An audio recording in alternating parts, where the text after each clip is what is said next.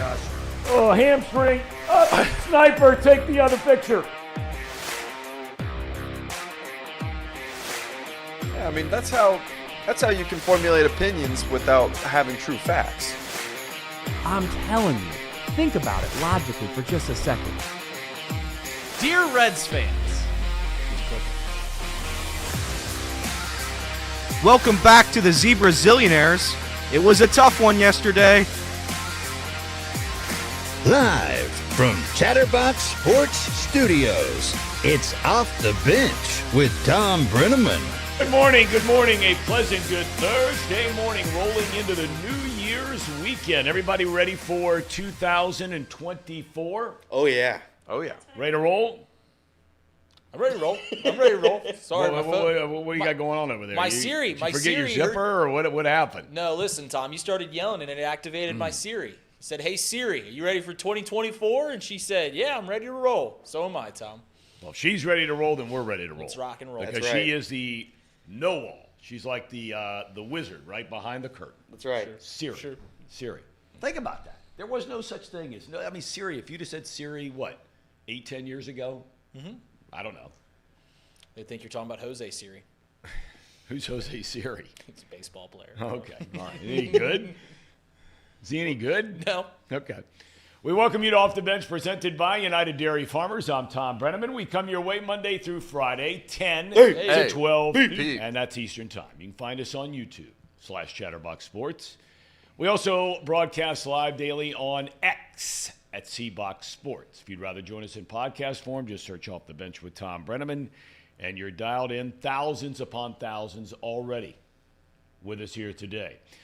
When the NFL schedule came out last spring, one of the very first things that caught my eye, was the New Year's Eve. What were we going to do, right? Watching the Bengals and the Chiefs duke it out for the top seed in the AFC, for home field advantage in the playoffs, a chance to finally get that postseason game, or games plural, a championship game in the jungle. Well, many months later, things look very different for both the Bengals and the Chiefs. Start with the home team. It's virtually a must-win game just to keep playoff hopes alive. For the mighty Chiefs, the defending Super Bowl champs, a must-win, but for different reasons. Yes, Kansas City's pretty much locked in as a division champ, but there are serious issues facing this team. They've lost 3 straight at home. They've lost 5 of their last 7 overall. They're simply not the same team, at least on offense, that they have been through the entire Patrick Mahomes era. For the Bengals, will Jamar Chase play? How about Cam Taylor-Britt? Looking pretty good on that one. James Rapien from Sports Illustrated joins us at 10:15 to answer some of those questions. 15 modern-day finalists were announced for the Pro Football Hall of Fame yesterday, and one of those names, longtime Bengal Willie Anderson, the legendary right tackle, played all but one of his 13 seasons in Cincinnati.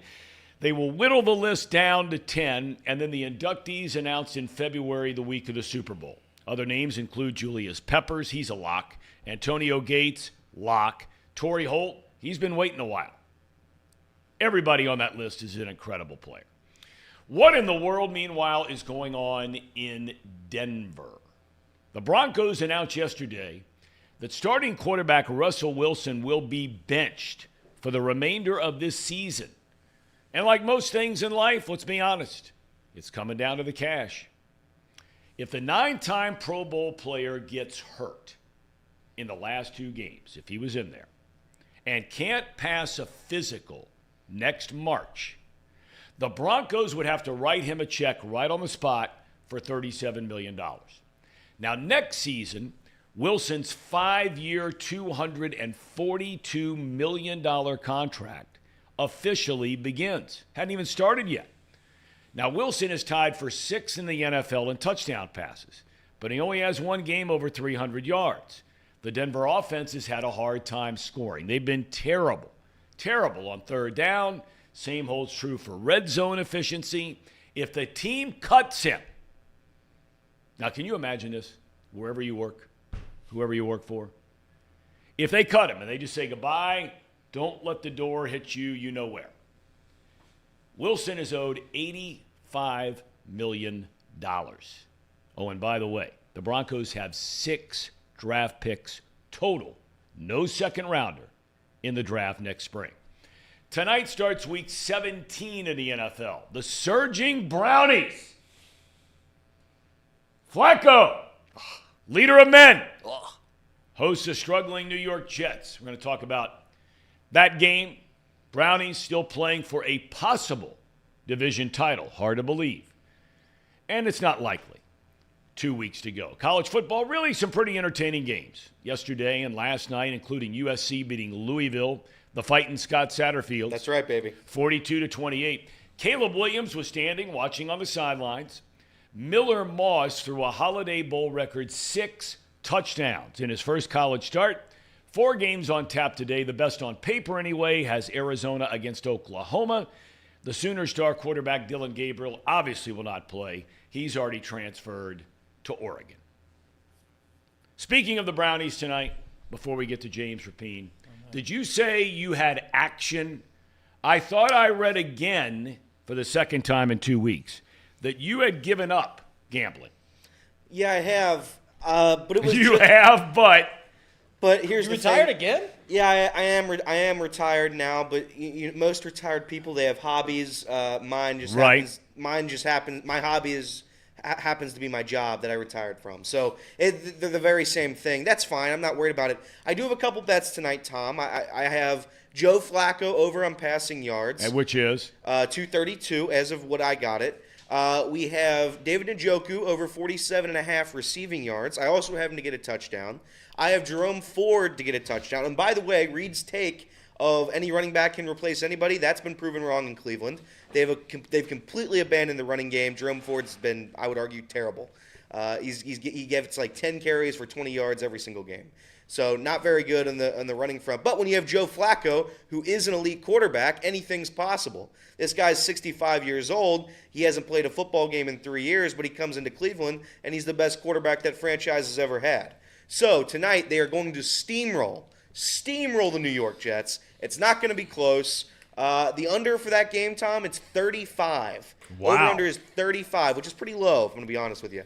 I'm debating on taking the under, but that's only because I think the Cleveland Browns win 28-0. Jets aren't scoring a point under the tutelage of who's it, Simeon tonight? Which one of their bums is playing? Yes, Simeon. Yeah. God, what a terrible situation. What a he was with the franchise. Bengals in the Former preseason. Bengal. Yeah, he he was. to You Jake know Browning. what? But you bring that up and think about that for a second, right? That was a guy. It came down to the final 2 games of the preseason as to which one was going to be Joe Burrow's backup. And I mean, it was a big deal because neither one was playing well, right? Yep. And we knew Burrow was hurt. That was a big deal. No doubt. It was a massive deal, and that's why you go out and get a decent backup quarterback. The Bengals, I guess, lucked into Jake Browning being a very good, serviceable NFL quarterback. But having your options between Jake Browning and Trevor Siemian to back up Joe Burrow when an injury inevitably happens is not a great place to be. Saying that, the Jets will trot him out because Zach Wilson is still in concussion protocol. So good luck to the New York Jets. I hope they fight. All the way till the end. The Cleveland Browns are top 10 in rushing yards per game, so I don't know if that quite disproves my point. Well, that's because a lot of it happened earlier on in the year. But yeah, Nick Chubb got hurt game 1. Yeah, but it was Okay. Jerome Ford had about a 6-week stretch. If you look at the stats for the past 10 weeks, Jerome Ford's averaging 2 yards a carry. I guess my take's disproven then. I mean, I'll have to go look at it right now and I'll disprove you, but All right, yeah, I mean, sure. Somebody accused me, not accused, this is the wrong word because you guys are a little younger, okay? I got a question for you. Someone said that I am the white Drake. You look What does that, because I look like I have mange up on my hair as I talked about you, because he lost some of his hair after COVID a couple of years ago. I remember that story. Tom.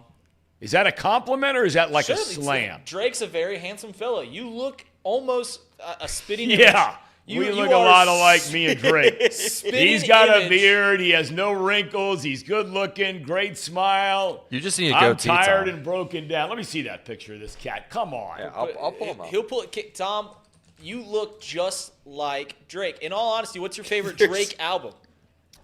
My favorite Drake album, I'm gonna say it's the very first one. If I were, going back to 2010, I think it was called "Thank Me Later." Thank Me Later. That's actually Big League album. I believe that's actually a mixtape, Tom. So. Okay, well, how about Take Care? Take Care's my favorite Drake album. That's a good one, Tom. That's a great one. You put some batting gloves on. You could sing Headlines, right, for the show. We right here. I thought Headlines was out here. Right, yeah, you put on some batting. Look at you, Tom. Look just that. I think that's a picture of Tom Brenneman.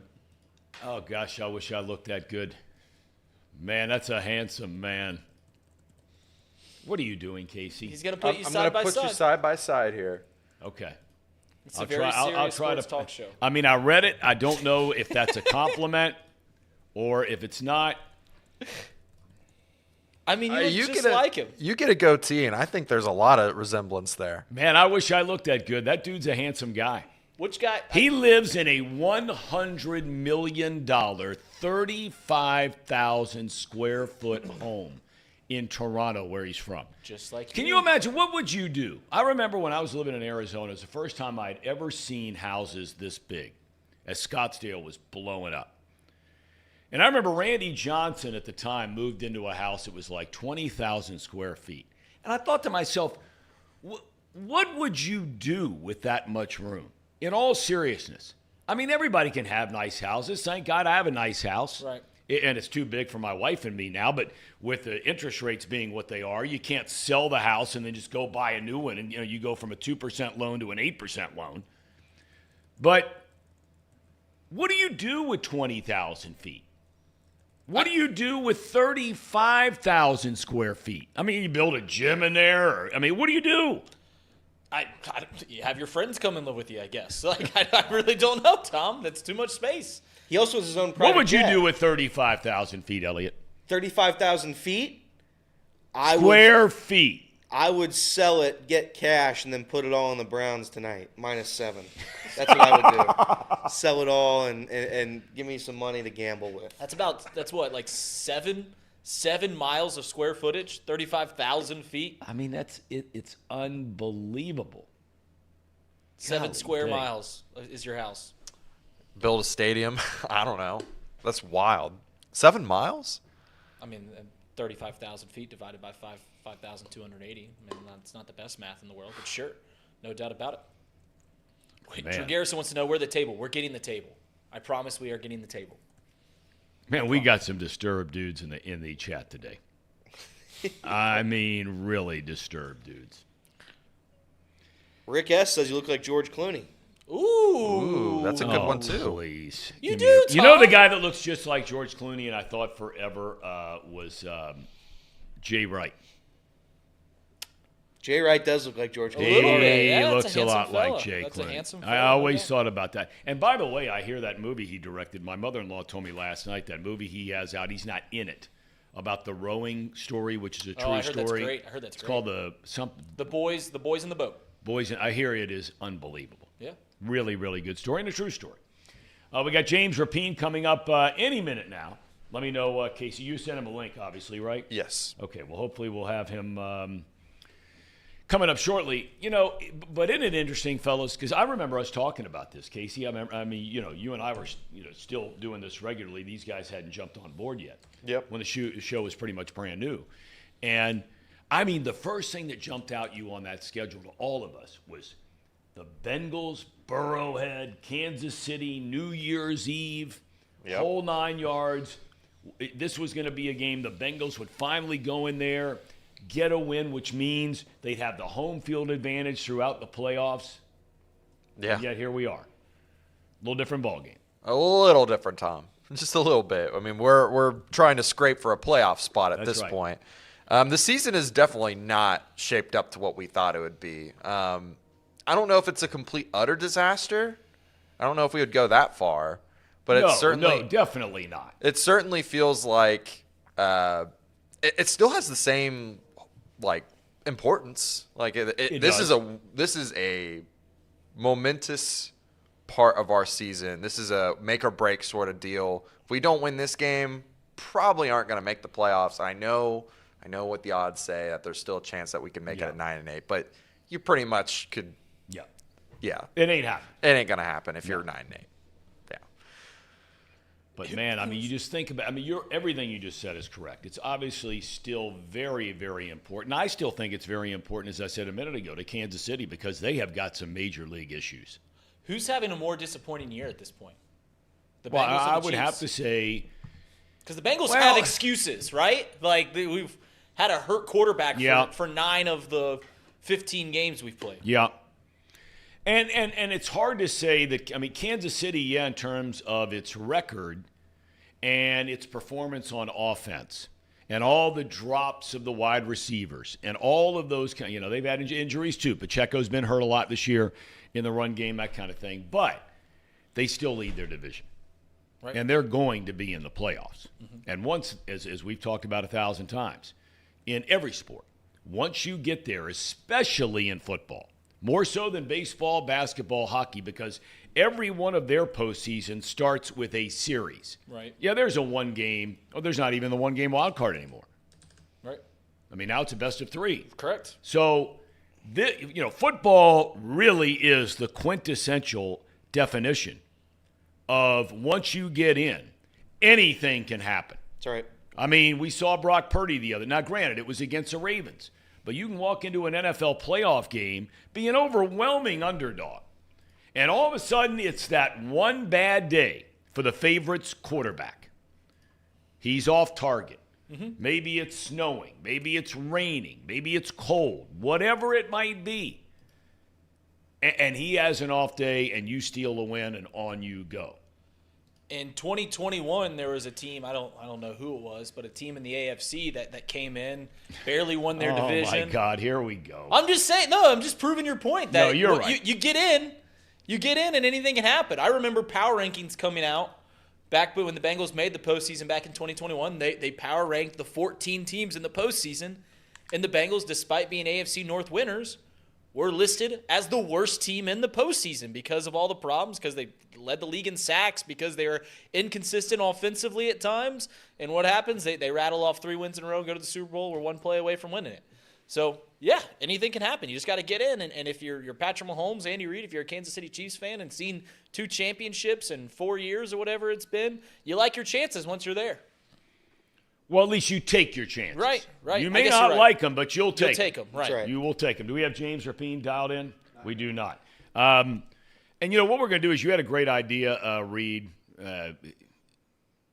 earth-shattering news, albeit, that we were going to, after the games this weekend, there are going to be huge games next weekend. Sure. I mean across the board, from the NFC South Division winner, potentially the AFC South Division winner, potentially even the AFC North Division winner. The NFC East Division has not been determined for sure yet, right? There's still a 2-game spread, and there's 2 to go. Right. So you've got and then the wild cards in the NFC, which is just as crazy as the wild cards in the AFC. So after the games this weekend, we're going to know all the scenarios of what this happens, that happens, blah, blah, blah. And we hope the Bengals are right in the mix, coming off a win. But we're going to predict on Monday next week who we think or what we think, which teams are going to ultimately make the playoffs and where they're going to be seated. Browns have no chance to win the division. Baltimore's not going to lose 2 in a row. Especially to the Steelers. Chance. There's always a chance. We just got finished saying you always have a chance. It's a 2% chance, according to New York Times' playoff picture. But it would just rely on them to win out, the Ravens to lose out, and that's that. The Browns are right now projected to play the Jaguars. Who would you take in that one? Oh, come on. Are you kidding me? I think like we do the fraud or for real game, and I said this yesterday, but the Jaguars aren't frauds. They're not for real. They're just bad. That's just a bad franchise there. I honestly kind of feel sorry for them, but they play half their games in London, then they come here. Yeah. Trevor Lawrence is clearly not the guy. Well, he's hurt. He might be hurt, but he's been hurt he's still a lot. Not the guy. He had a playoff win where he threw 4 interceptions. Yeah. It's not like this guy's beating the world down with his talent. So I think the Browns can make a run at it. I think the AFC is still wide open. I'll make that joke. It's not really a joke. Reed thinks it is though. I think it's literally anybody's game this year. Literally, the Super Bowl can be anybody's game this year. You really believe that? I really believe that. I really believe it. I think the 49ers are damn good. I'm sure we're going to talk about it when we get to our top 5. But the 49ers have a very good chance. But at the end of the day, you look at who's quarterback, and I would argue, Brock Purdy. Again, a phenomenal season. I can't take that away from him. But he's not a Patrick Mahomes. He's not a Josh Allen. He's not all these guys. So I think if you look around the league, I think this year it could be one of the lower seeds, a 5, 6, or 7, a wild card team winning a Super Bowl, which I think would be fun. Well, I mean, if you just look at the 5 seeds alone, at least as of today, right? The Cowboys, more than capable of beating anybody on any given day. There's no doubt about that. Correct. So that's a 5 seed, right? Wild card team. You look at the Brownies. I mean, and I know people around here don't like to talk about it, but that defense, they went through a rough stretch there. They've had some guys nicked up, beat up, out. But man, Flacco, that dude. You know, the one thing about Flacco is he has had unbelievable success in the postseason. Now you can say, well, that's 6, 7. Okay, that's fine. But the point is when he walks onto the field in the postseason, this guy's been there, done that. Right. He's not going to be overwhelmed by some crowd in fill in the blank, Jacksonville, or if they had to go play Kansas City, or if they had to go play Miami. He's not walking in there, especially with the rest of that team. Now, Amari Cooper tonight. And this has a lot to do with that wager you got going on. He might not play tonight with a heel injury coming off a franchise record 265 yards last week. Do we have our main man? Yes, we do. James Rapien. We have missed seeing him. His handsome face, a belated Merry Christmas. How was everything? I assume Santa Claus was at your house, right? Christmas Eve, Christmas morning? Yeah. Oh, Santa was here.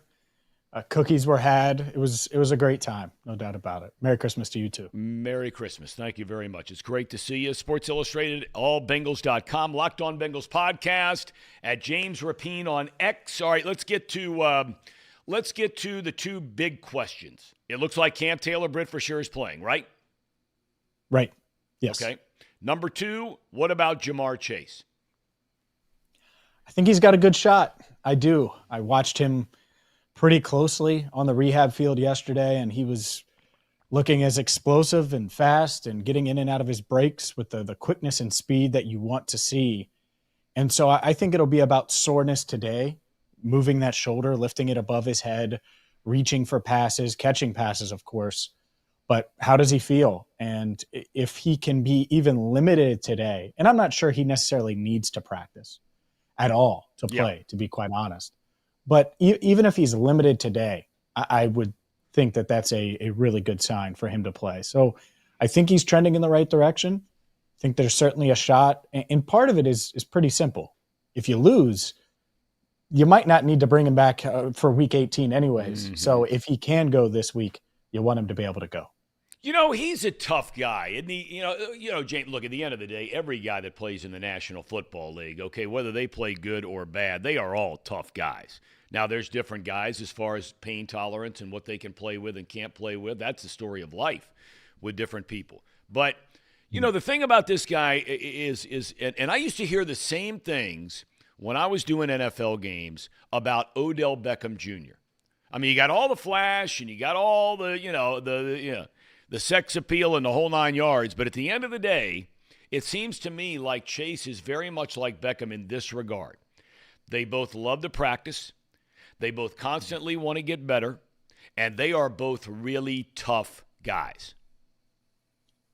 I would agree with that description of Chase. I think there's less drama as well. I didn't mean from that standpoint. I just meant as far as their commitment to being great players. And clearly Beckham has had injuries where he can't even get on the field. But I used to hear that about him all the time, that even when he had it rolling with the Giants, that he was always into practice, really tough and cared and always wanted to get better. I sense the same things with Chase.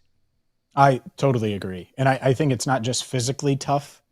He's mentally tough, extremely tough. And that's why I give him a good shot to play this week, why I think he is one of the premier receivers in the game, and why having him could be the difference between beating the Chiefs and losing by 20. I think he's as valuable of a receiver as there is in the NFL, outside of maybe Tyreek Hill because of the way the Dolphins are built around his speed.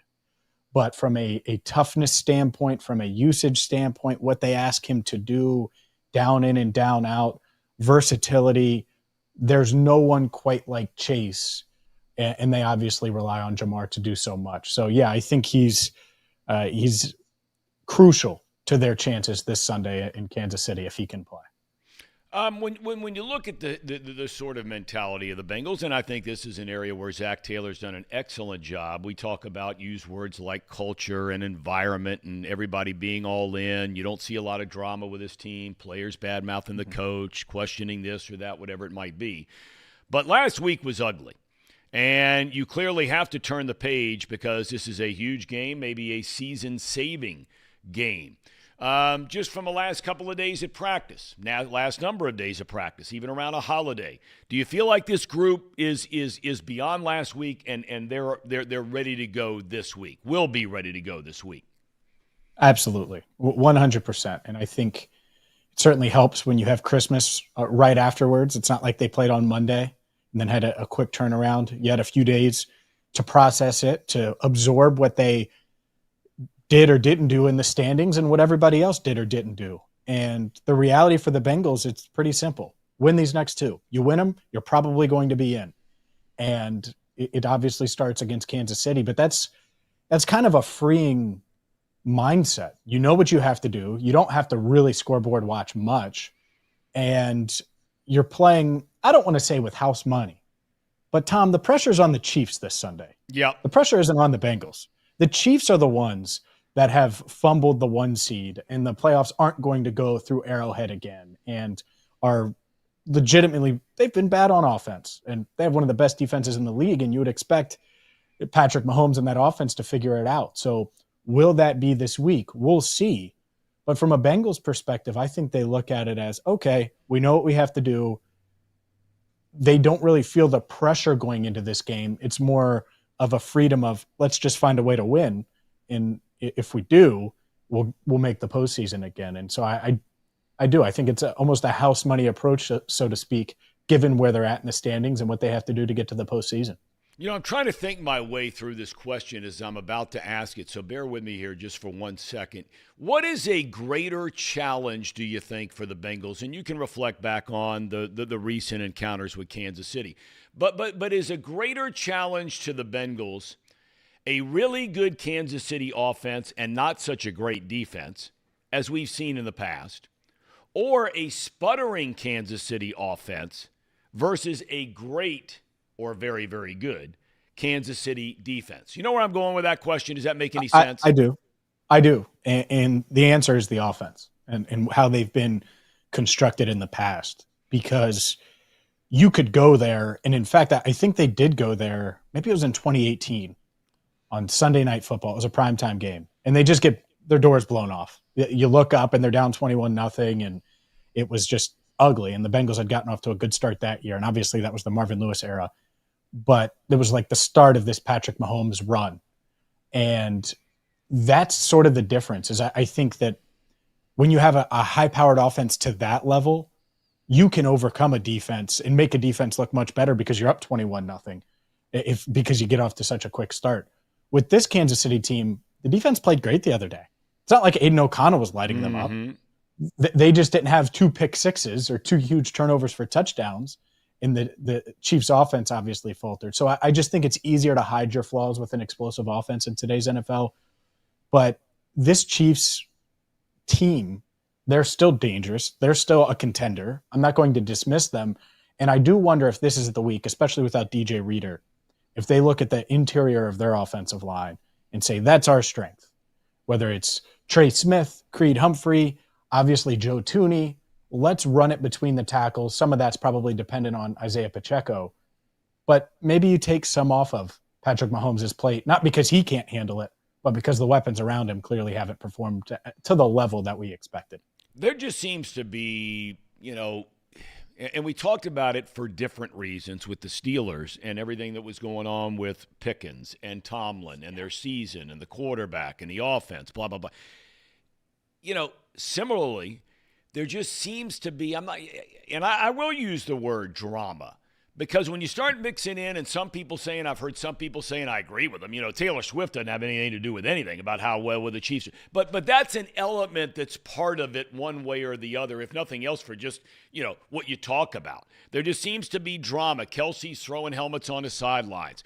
Mahomes, you can read his lips about getting the freaking play called. Mahomes, whether he was yelling or trying to inspire his offensive line on a sideline. These are very real pictures of frustration and things that have not, hampered this Kansas City team during the Mahomes era. It just doesn't seem to be – there's something missing. You agree with that? I don't know what it is, but there's something missing. I do agree. I think, and Bill Simmons said this, I would love to have taken the credit, but Bill Simmons said it kind of feels like the 2019 Patriots – that final year with Brady where they lose to the Titans at home in the playoffs. And it looked like the same guys. You still had Edelman. There was no Gronk, but you still had Brady. You still had Belichick. And it didn't feel right. And they kind of faltered at the end of the year, and then they get knocked out early in the playoffs in the first round. So I think that's the comparison. But to your Pickens comparison, because I've been pretty critical of the Bengals, they had a chance to completely send that guy to the moon. Everyone was talking about in Pittsburgh, trading him. Will he last the season? All of those things. And the second play of the game, he has an 86-yard touchdown. And just like that, everything is good. Everything's good again. No doubt about it. You can't do that this week. If you're the Bengals, you need to think, all right, we need to make Patrick Mahomes slam his helmet. We need to make sure that Travis Kelce is really frustrated and thinking about his celebrity girlfriend up there being embarrassed that she's here at New Year's Eve watching him lose. And so you need to get off to a good start. You can't let them off the hook. If they take their first possession, 10 plays, 75 yards, and score a touchdown, well, then it's business as usual, and it's really hard to overcome that. There's pressure on the Chiefs. You want to keep that pressure building and adding in front of a crowd that is going to be probably a bit anxious, especially if they get off to a slow start. All right, everybody has their thoughts about what could be the difference in the game, but from a strictly a Bengals standpoint, and you just mentioned that without a doubt, that's a key. You can't let them get off and rolling like the Steelers did last week, and here we go, and now you're behind, and you don't run the ball, whatever it may be. But if you looked at a couple of areas where you say, this is something you alluded to Pacheco. We don't know what really his status as far as being at full strength is concerned. But if you look at a couple of things in this game and you say, that really is something we need to watch, what would they be? I think first thing is you don't want Kelsey, who, man, oh man, has continued to defy age. I think it's funny that Taylor Swift blaming when he's 34 years old and Kelsey's been in the league for a long, long time and playing at such a high level. You don't want him to get going. But I think their defense concerns me a lot in this pass rush that they have. It's not just Chris Jones. It's all of the above. And so can you operate in that environment? Jake Browning talked about how loud it is, and after a while, loud is just loud and it doesn't matter. No one can hear anyway, so you just have to go on the silent count. How they handle that, and if they can get going on offense against a really good defense. I mean, their defense is better than the Bengals defense, which people might not want to hear, but they have been consistently throughout the year. And I think they're the best unit in this game. So can you take it to that Chiefs defense and be able to be the aggressor at times? I think having Jamar obviously is huge, but it's going to fall on Jake. You're going to need good Jake, fourth quarter Minnesota Jake, or Indianapolis Colts Jake, whatever you want to say, when we've seen him play at his highest level. If he does that, I think they do have a chance. But that defense is – I don't want people to sleep on it. This is not your normal Kansas City Chiefs defense. Yeah. They have played very, very, very well. Okay, prediction. Bengals go in there and win the game? Ooh, I haven't thought about a prediction yet. Okay. It was weird with the holiday. It feels like a short week, even though it's a long week for the Bengals. As of now, I'm leaning Chiefs. I think that this is, you're a desperate team. You want to clinch the division. You're at home, and you're playing a team that doesn't have Joe Burrow. And yet there is something that's very dangerous about a team that has nothing to lose. And let's be honest here. If the Bengals lose to the Chiefs, I don't think anyone's going to be surprised. And so I would put it in the nothing to lose category, even though they might not phrase it that way. And so could this be the week Zach Taylor hits a trick play and it actually works? I think it might. Please don't say that. I think it might. Please don't say that. I think it might. So I'm not ruling it out. I certainly think they have a good shot to win, but it's a tough place to play. They could go play well and still lose in a close game. All right, I want to ask you, before we let you go, because you're really tuned in to the rest of the league in the NFL. I was shocked, and maybe I shouldn't be, but I am just shocked of this Russell Wilson thing. We gave through some of the numbers where, if he doesn't pass a physical, in March, that they got to hand him a check for $37 million. He's going to be owed, if you cut him, close to $90 million. It's a first year of that 5-year, $242 million deal. I mean, they haven't scored like you want a team to score. Sean Payton's an offensive guy. He's been frustrated with the red zone. He's been frustrated with the points. He's been frustrated with third down. But it's not like Wilson has been awful. I mean, do you think at the end of the day that Wilson is done in Denver? No doubt. And the moment they hired Sean Payton, the clock was ticking on Russell Wilson. And what he had to do was prove that he's still a franchise guy, that he's still worth that contract, that he's someone that they can build around still and not a shell of himself. And I agree. I think he's flashed some this year. I also think that the writing's on the wall that he isn't the guy that's going to get them to a division championship, let alone a Super Bowl title. And it's tough. But when they hired Sean Payton, I think those conversations were had prior about, all right, this is a realistic scenario. I'm not going to baby Russell Wilson. I'm not going to treat him any different. And he's going to have to prove that he's my quarterback. And I think, obviously, that new ownership group in Denver, they have a lot of money to toss around. And so I think they agreed to that ahead of time. And I get it. I do get it. I think it's interesting. Where does he end up?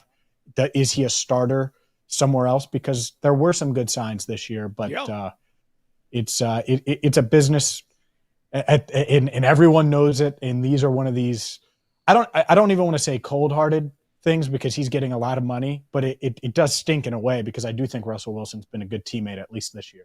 Yeah, and it leads me to my final thought, because isn't it amazing, and this is really the story in life, it doesn't matter what you do for a living, but we're talking about football and about quarterbacks and these long-term hundreds of millions of dollars deal and how quickly it can turn and saddle a franchise. I mean, everybody around here wanted to give Burrow the money. He's earned it. He deserves it. Everybody's looking forward to his future. Lamar Jackson, same thing. Herbert, same thing. Hurts, same thing. All these guys. But, man, I mean, it wasn't that long ago, James. We're talking about Russell Wilson, just like we're talking now about Lamar Jackson and Joe Burrow and Dak Prescott. All these guys.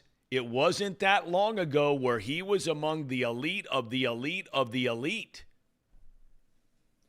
Two things there.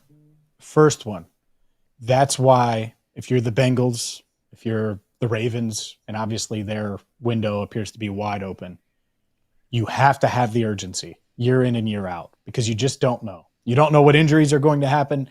You don't know how seasons are going to go. And so it's got to be foot on the gas the entire time to find ways to put pieces around your quarterback to make sure that you can not only contend for a Super Bowl, but in your minds be the best roster.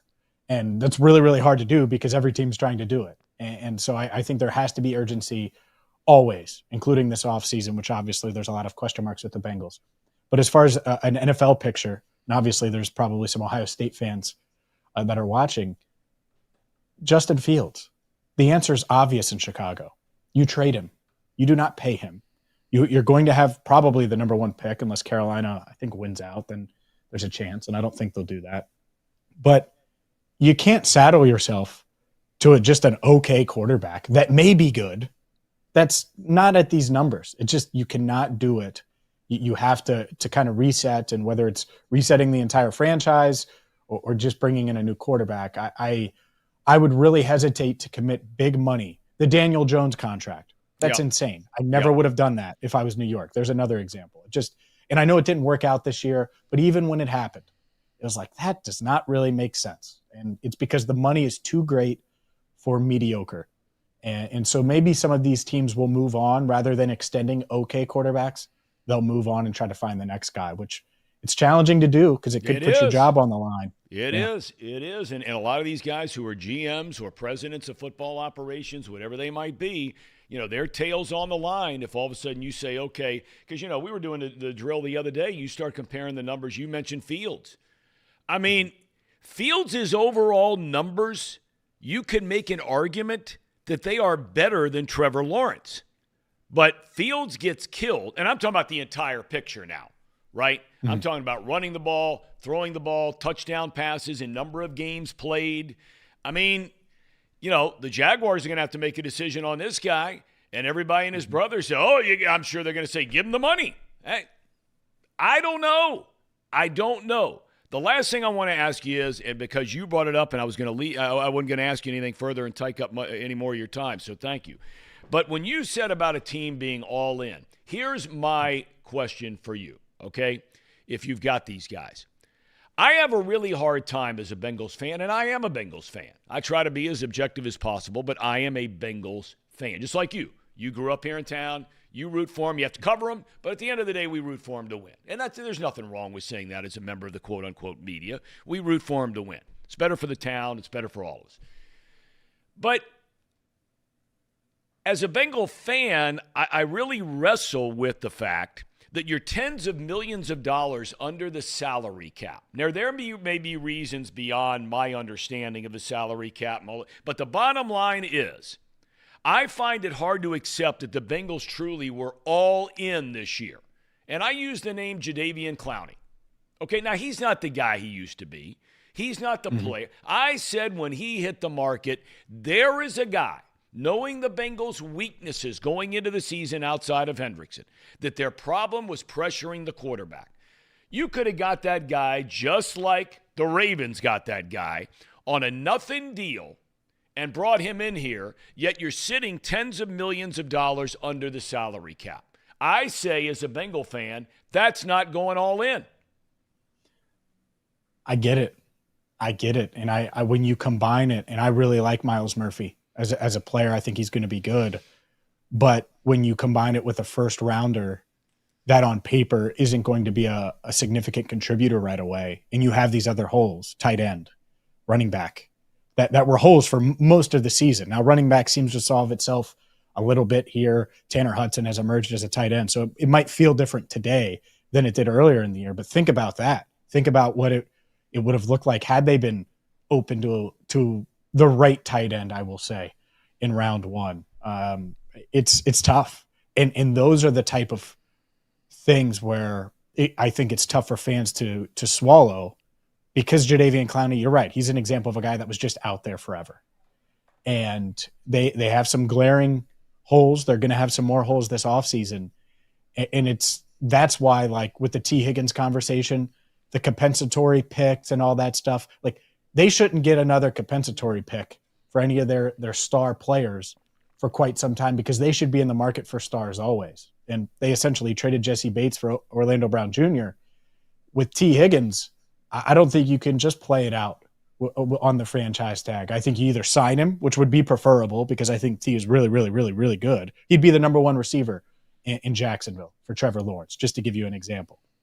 And if you don't, then you tag him and you trade him. You try to get value, and then you got to aggressively address that either in the draft or free agency with someone that you think is plug and play, not let's develop him, because that's what Myles Murphy is. I love the ability and the athleticism, and I do think he's going to be a really good player, but he was 21 and he needed to work on his pass rush, and he has done that. He's passed Joseph Osai on the depth chart. Like, I think it's been a successful rookie year overall for Murphy, where my expectations were. but it's not like on draft night we said, oh, well, they just got that pass rusher that they're going to need in the AFC title game. I didn't view it that way then, and obviously it hasn't played out that way so far this year. All right, James, we appreciate so much your time and your expertise. All the best, my friend, and early Happy New Year and safe travels to Kansas City. Happy New Year. Thanks for having me, Tom. All right, buddy. James Rapien, kind enough to join us. Always great stuff with him. He knows what's going on. There are 1,000 ways we could go off that interview, right? That was a fantastic interview. Well, I mean, he's just great. The dude is great. I mean, he's on his game. And again, follow him at James Rapien, because if you want to know what's going on a minute-by-minute, hour-by-hour, whatever it may be, I mean, I wanted to ask him, and I didn't want to take any more of his time because he had a great a piece about Orlando Brown Jr. after the loss to the Steelers about getting to then witness the birth of his child. And it was a really cool story that he wrote. But anyway, neither here nor there. For you, okay, you heard everything he just said. What stands out to you? What stands out is obviously the first two questions you asked about the injuries and just, the glowing things that James Rapien had to say about Jamar Chase and Cam Taylor. That's what we wanted to hear, right? We wanted to hear that these guys are going to have a chance to play, or at least going to try and get on that field for what seems like, and we've been saying this for 3 weeks in a row now, what seems like the season's on the line, and it is really the back's against the wall. You don't win this one, it doesn't seem very likely that any postseason hopes are going to stay alive. So that was the biggest takeaway. You need Jamar Chase to beat a team, regardless of what the Kansas City Chiefs have done over the past 7 weeks. You still need a Jamar Chase with a backup quarterback to beat a team that has, I think the Chiefs currently have like the third best defense in the league. Yeah. So you need him on the field. And then obviously we know the holes that have persisted in the secondary with just youth, with a lot of youth in the secondary. So having Cam Taylor-Britt back, who is without a doubt the best secondary piece that the Bengals have, getting him back on the field is incredibly crucial, Tom. The Brat Pack. I think I think if you go back to what he said regarding Travis Kelce, this is a guy that's aging, right? He's a 34-year-old tight end. He's by far their best offensive weapon, and this year he hasn't been great. Some say because of the distraction. Some would say because of the age. I think it's more towards the age thing, like James said. But if you can manage to shut down Travis Kelce, and Travis has pretty much had his way against the Bengals, I'd say, other than a crucial fumble. I think that was last year, right? Yeah, when he fumbled it was. God love him, yeah. Outside of that, he's pretty much had his way against us. If you can shut him down, Patrick Mahomes just doesn't have anybody to throw to. He's got Rashee Rice, and that is it. He has two people.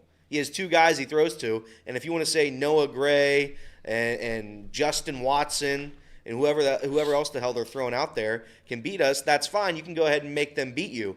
But don't let Travis Kelce beat you. And I think that's been the motto of every team that's played the Chiefs for the past 15 weeks, 16 weeks now. Shut down Travis Kelce, and you put yourself in a good position to shut down the Kansas City offense. He also said, again, the Raiders beat the Chiefs, granted, because of a terrible pick six and a fumble six. Yep. Both horrible. Scored, yep. But saying that, like Aiden O'Connell again completed one pass in 3 quarters. That's right. Right. This isn't a team. This isn't a team that can win a Super Bowl, in my opinion. Right now, about Kansas City. At this very second. Right. At this very second. I still don't look like one. That's right. At this very second. Again, they could go get hot in the playoffs and anything can happen, like Tom says. But as of right now, this second, when you travel to Kansas City, this isn't the team we lost to in the AFC Championship game. This is a completely different roster. So I like our chances. I like our chances to win this. Do you really? I do. Really? You were the guy that said 4 weeks ago, DUN done. I do. And now you're telling me I said with a they were backup DUN quarterback, the Bengals are rolling into Browninghead. That's right, Tom. And they're You getting did it. a dub on Sunday. Is that what Elliott, the zebra rearing, just said? I think if you look at the Bengals defense, they're not good at very many things. They're good at getting turnovers, right? You look at Jake Browning. I don't think he's great. I think he's better than Aiden O'Connell. There's a lot of things that I look at this Bengals team. I know it's just a one-off. Any team can beat anybody any given Sunday. I get it. Or any given Monday for the Raiders Chiefs. But I don't know. I think if you can force a turnover from Patrick Mahomes, they're not going to be able to play from behind. It's going to be broken plays left and right. If you can force a couple turnovers, you're going to win this game.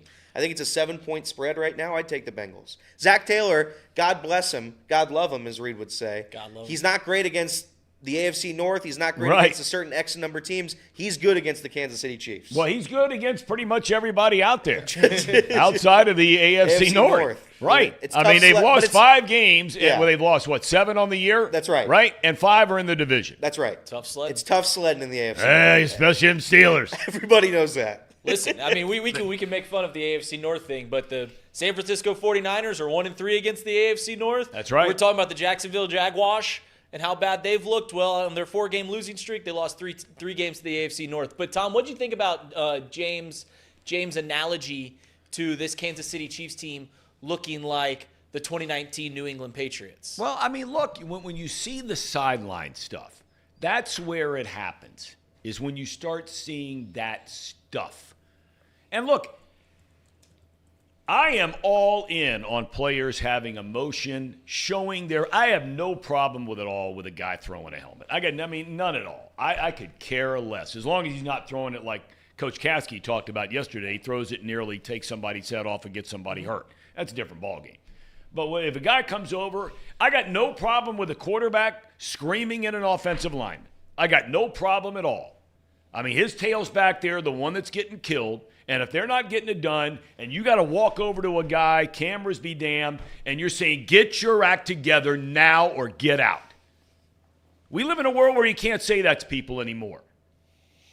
Be accountable. And I don't know what it was Mahomes said over there the other day. I don't know whether he was trying to fire him up. But Brady did that stuff all the time. And if it's good enough for Brady, it's good enough for me. It's fair. Because all the cat did was win. Sure. And he wasn't one of these, even though he's from California. He's not one of these California participation. No. He's all about winning. He learned that at Michigan. I wouldn't even say that. It's not even just Mahomes either. I mean, Travis Kelce just recently said, this is a quote from Travis Kelce. This was on his podcast, right? Yeah, this is on his podcast. We handed that team a win on Christmas. We literally played Santa and gave them a present. It's frustrating effing experience right now. It's not just one guy. It's not just me playing like dog crap. It's not just us being on the same page passing-wise. It's everybody in this effing thing together. Everybody at some point is not being accountable. The Chiefs are currently 2-4 in the last 6 games. Patrick Mahomes has had his worst season passing in his career right now. He's currently 10th most turnover-worthy plays currently in the NFL. And their differential in turnovers is -10, which is also the worst in the NFL right now. Brutal. So, that's another positive, at least for this Bengals team, who can't survive without the turnovers. They're playing the team that turns the ball over the most. So I think that there is some merit to us having some faith in competing against this team. But when can you ever count out a guy like Mahomes? Yeah. And the way that we played on defense, I just have a hard time. I'm not as confident as Elliott is. I think it's one of those games where we're going to have a lot of hope like we did with the Steelers and get disappointed, but there's a lot there that suggests that this team is just not the same. I thought the 2019 Patriots team was still pretty good. They made it to the wild card, and yeah, they had that wild card game. I think it was against the Titans, and Tom Brady throws that pick six. That's his last throw as a Patriot, right? I think that is that's a decent team. It's not like it's a bad team. They still had a decent record, but I don't know if the Bengals can get it done. Chiefs, I don't know. I want to clarify something. I'm not. You said they were going to win by double digits, the Bengals, against the Chiefs. He did? I didn't say that. When the hell did I say that? Although you did, I'm going to continue to come back to the Brownies. You're knocking on the door, but your thought about this. This feels like the Jaguars game. It doesn't feel like the Steelers game. Casey said it feels like the Steelers game. The Steelers game, I expected the Bengals to win by 50 because that's a disgusting roster. It's Mason Rudolph. It's a banged-up Steelers defense. The Steelers aren't very good. I don't know. This feels more like a Jaguars game where it's like you're a touchdown underdog to a team that you probably won't beat. All hope is seemingly lost. This is the game I think the Bengals show up for. I wouldn't say I'm overly confident the Bengals win the game.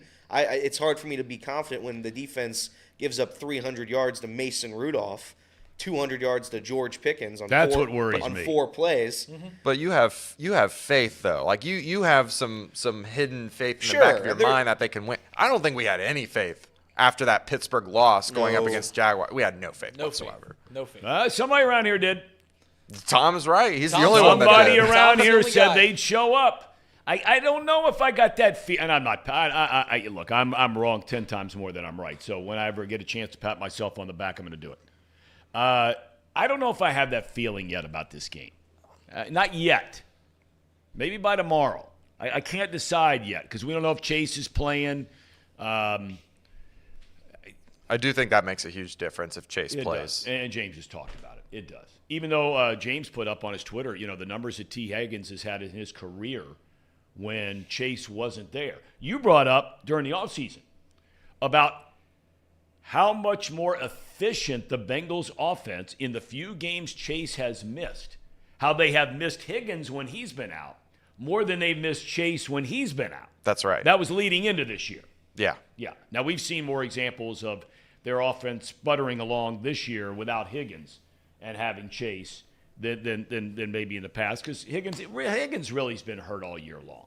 He played great 2 weeks ago, played really well last week, and they need him bad. Whether Chase is there or not, they need him bad this week. Desperately. Yeah. I found it interesting him alluding to that what to do with Higgins. What to do with Higgins keeps me up at night, Tom. Yeah. Because I don't know what. Listen, when an answer is easy, when you know a solution to a problem, you just do it, right? You look at politics in the world, and the reason that we argue is because there's no easy solution to the problems we're trying to create. The T. Higgins thing, I don't know what in the world the Bengals are going to do. There's 3 avenues, and all have their pros. They all have their cons, and James laid them out. If you franchise tag them, well, you want to get some value, so you got to go trade them, and then all of a sudden you've got not just one hole with Tyler Boyd leaving, you got 2 holes with T. Higgins, and you got to rapidly increase the wide receiving core. If you sign them long term, well, that handicaps you or handcuffs you and what you can do with the rest of the roster. It keeps me up at night, Tom. I don't know what the answer is, and I feel like whatever the Bengals do, I'm not going to like what they do. That's a great point. Whatever they do, it's going to look bad on one side and okay on the other. Dude, can you imagine? You say it keeps you up at night. What do you think those nights are like for Duke Tobin and Katie Brown? I mean, they're thinking about all this stuff. Mike Brown, right? I mean, they're thinking about it. When they're watching a game or at their practice and they're getting ready for a game, okay. But when they get home at night and they're thinking, man, I look at our team this year, the Burrow stuff, injured, but if we sign Higgins and then we know in a year or two we got to sign Chase, now what are you really able to do? The salary cap's going to go up. Sure. It's gone up every year, and it's going up a lot quickly. Mm-hmm. I mean, it's jumping up $25, $35, $45 million rapidly on a per-year basis. So you'll have more wiggle room. But, man, I mean, you certainly think you love to have him, but if you sign him, what's that, as you pointed out, what's that allow you to do with the rest of your team? And you've got major league question marks coming up. That defensive line. Reader, hurt, lack of production from some other guys. What are you going to do with this offensive line? I mean, where do you really evaluate that? There's a good chance they're looking for a right tackle next year. Mm-hmm. Right tackle's a big deal. It's expensive. It's a big deal. We saw what Watt did to Williams. Watt does it to every right tackle. I mean, and then even in the subsequent years, and this is what guys like Duke Tobin are paid for. Kappa and Karras come up the next year, right? So now you're talking about potentially in a 2-year time frame, and I know we're getting way out of ourselves, and it's a Chiefs game this weekend. I get all that. But we're just following to the end of this journey of thinking about things that keep you up at night. You're not developing anybody on that offensive line right now. Volson has made nice steps in the season, but Jackson Carman's career is pretty much over here. DUN done. Yeah. They got older guys like Cody Ford, and they got somebody. They don't have anybody that's developing, and I'm not at practice every day, so maybe there's a couple of, but they got Sharping and guys like this guy, on the roster, right? Right. I mean, if you've got to replace theoretically in the next 2 years, and there are going to be other guys out there you can do it with, but theoretically, within a 2-year time frame, you would have to reconstruct your offensive line again during this window of the Joe Burrow contract of trying to be all in, it's conceivable you would have to reconstruct your offensive line starting with the center, right guard, right tackle over 2 seasons. The guys that are protecting your franchise quarterback and the ability to win a Super Bowl. These are big decisions. They're not life-changing decisions. But for a football team and for a fan base, these are huge decisions. Yeah, they're huge decisions, and the way that they decided to do it before all these young guys got these big deals in Jamar Chase, Joe Burrow, and T. Higgins was to do it via free agency. Can you still do that with all those guys locked up? Do you have faith that you can finally hit on some offensive linemen in the draft? Because I don't know about you, Tom. I don't have a whole lot of faith in Duke Tobin and Zach Taylor and Frank Pollock hitting on the draft because they haven't shown me that they've been able to do that. For the line. For the line. Offensive line, yes. Okay. On the offensive line. They're good everywhere else. Most places. Defensive line, they haven't. Both trenches. Yeah, both trenches haven't been that good. Fair. But in the perimeter, no doubt about it. But yeah, once again, these are problems that are problems that happen once you sign a quarterback to a big deal. They're problems that every team faces every so often that once a team that got to a Super Bowl, that got to an AFC championship, a few years get down the road, you've got to constantly replace. The teams that constantly succeed in this league do 2 things well. They have a good quarterback, they have a good coach, and then they also draft well. That's the key. So you've got to hit on the draft. But these are problems that every team faces. And the Bengals are no different. Yeah, I mean, it's where are your issues? You know, for Denver, we just use them because they're in the news today. If they cut loose Russell Wilson, they don't have any draft picks. They got 6. They don't have a second rounder. I think they have the 13th pick in the draft. Well, you know, you're not going to get Caleb Williams, Drake May. You know, there's been talk that if J.J. McCarthy comes out, he would be the kind of guy that would run a Peyton kind of offense. You know, McCarthy may come back. But the point is that, you know, one guy is over here looking for a quarterback, and they're spending in some other places. This franchise is looking at, okay, we got the quarterback. Right. Even though 2 of his 4 years now, he's been knocked out with serious injuries. You know, It was a year ago this time, we're all beating up on Lamar Jackson because he can't stay healthy and play into the playoffs. Yeah. Well, here we are in year 4 of Burrow, and he's played 2 full seasons. Yeah, now, I'm not saying it's his fault. I'm not saying he's not a tough guy. These are season-ending injuries. That's fair. Like Jackson had. But if what James Rapien just said, and we all agree it's true, if you believe that the Bengals' window of winning a Super Bowl is open as long as Burrow is here, Tyler Boyd's walking out the door probably. T. Higgins, what are you going to do with him? You're going to need a new right tackle. These are decisions that need to be between now and September. You know, well, even probably into January, February. Or let's call it March, April, leading up to the draft. Mm-hmm. All right, let's take a break. We got lots to talk about. We can continue this. We can get into the Browns game a little bit tonight. Elliott's got big dough in a host of areas after retiring from gambling for the second time in about 9 days, 10 days. Are you laughing or crying? I'm laughing. Okay. I could be crying, though. I understand. All right, let's get to the ads. Case, all yours, my man. Casey, here we go. All right, here we Bring go. your A game. Brought my A game. The Bengals Report, which we just did in the last hour or so, is brought to you by Encore Technologies. Encore Technologies provides IT solutions for a data-centered world with a suite of services from mobile computing to desktop to data center, supporting both centralized and work-from-home computing modules to improve efficiency and productivity.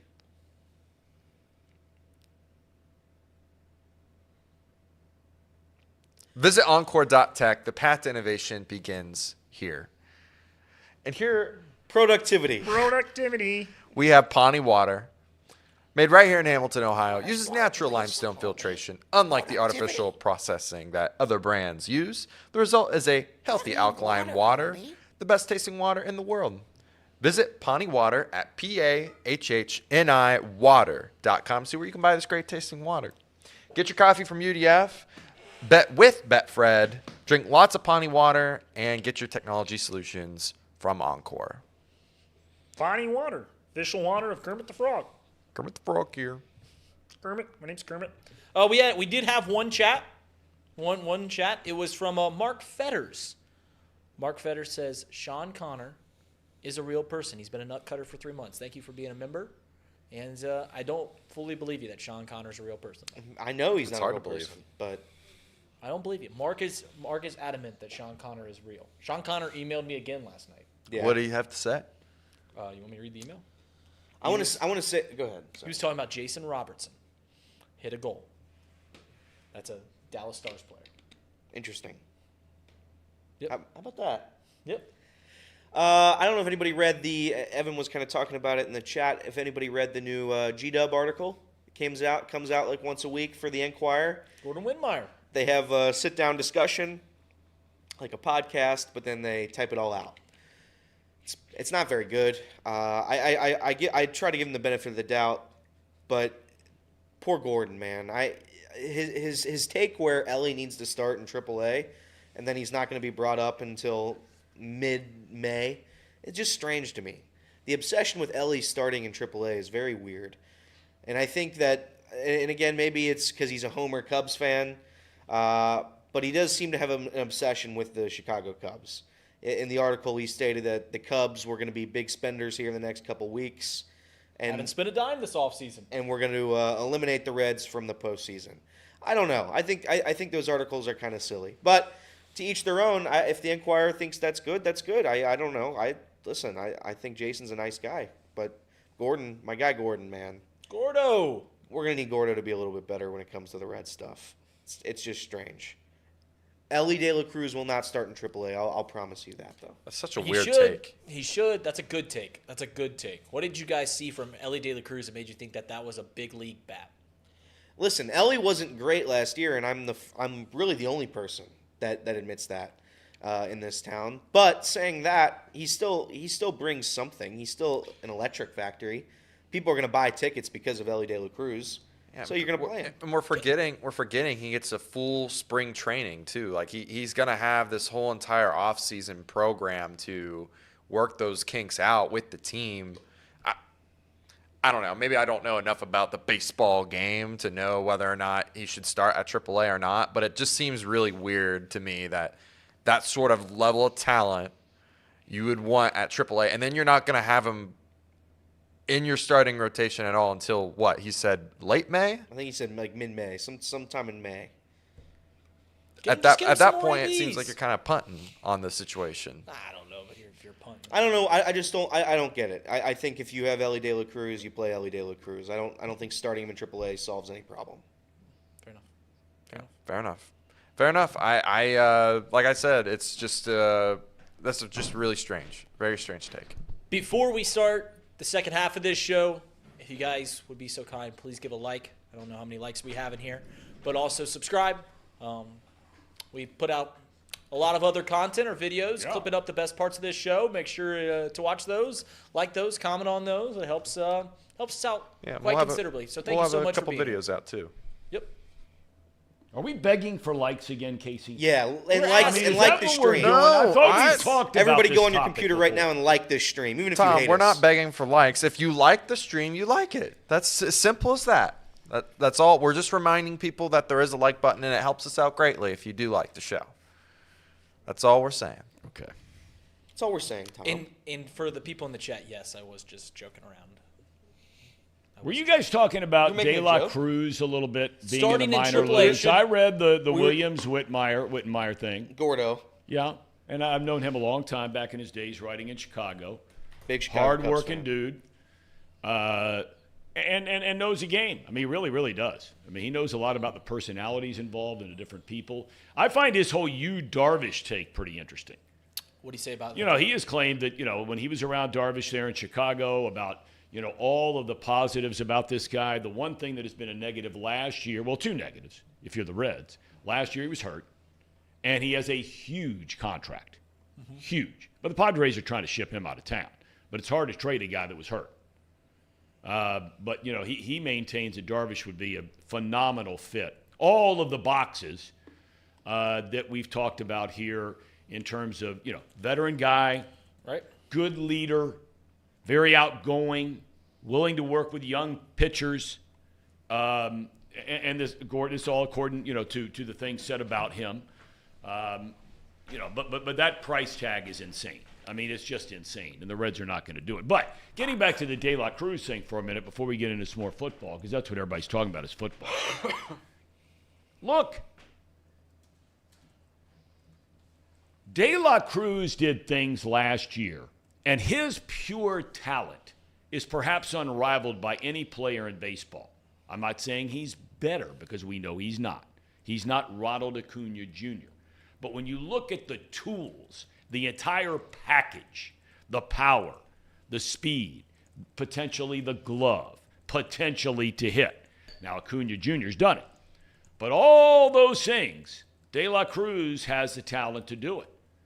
But if you're trying to win baseball games starting at the end of March, if you had a playoff game last year, if the Reds had made the playoffs, okay? Yep. And you're playing in October of last year, you just watched De La Cruz as literally and figuratively one of the worst offensive players in Major League Baseball for almost 2 full months. He certainly was. He was brutal.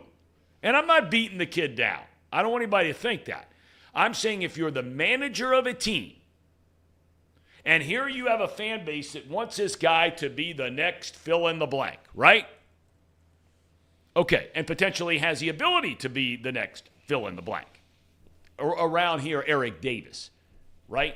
Because Davis came up a shortstop, moved to center field, had all the package of talent the whole night. But if you were going to the post as a manager and you had to win a postseason game against a left-handed pitcher last year in October, is Ellie De La Cruz in your lineup? No chance. No. But he does contribute. Like, if you needed a pinch runner later in the game, you play him. No, I know, but I'm saying, so if you're not going to start him, and you illustrate the point I was getting to ultimately, okay? If you're not going to start him, are you stunting his ability to get better at a different two-strike approach, at a different offensive sort of philosophy of putting the ball in play more? Are you stunning his ability by playing him just 3 days a week at the big league level and keeping him on the roster on opening day? Or would you be better off sending him down to the minor leagues for a month in April of next year, if it comes to that? He may show up in spring training and address all those things we just talked about, and he's the biggest no-brainer of all time to get him in the lineup every day. But if he's not,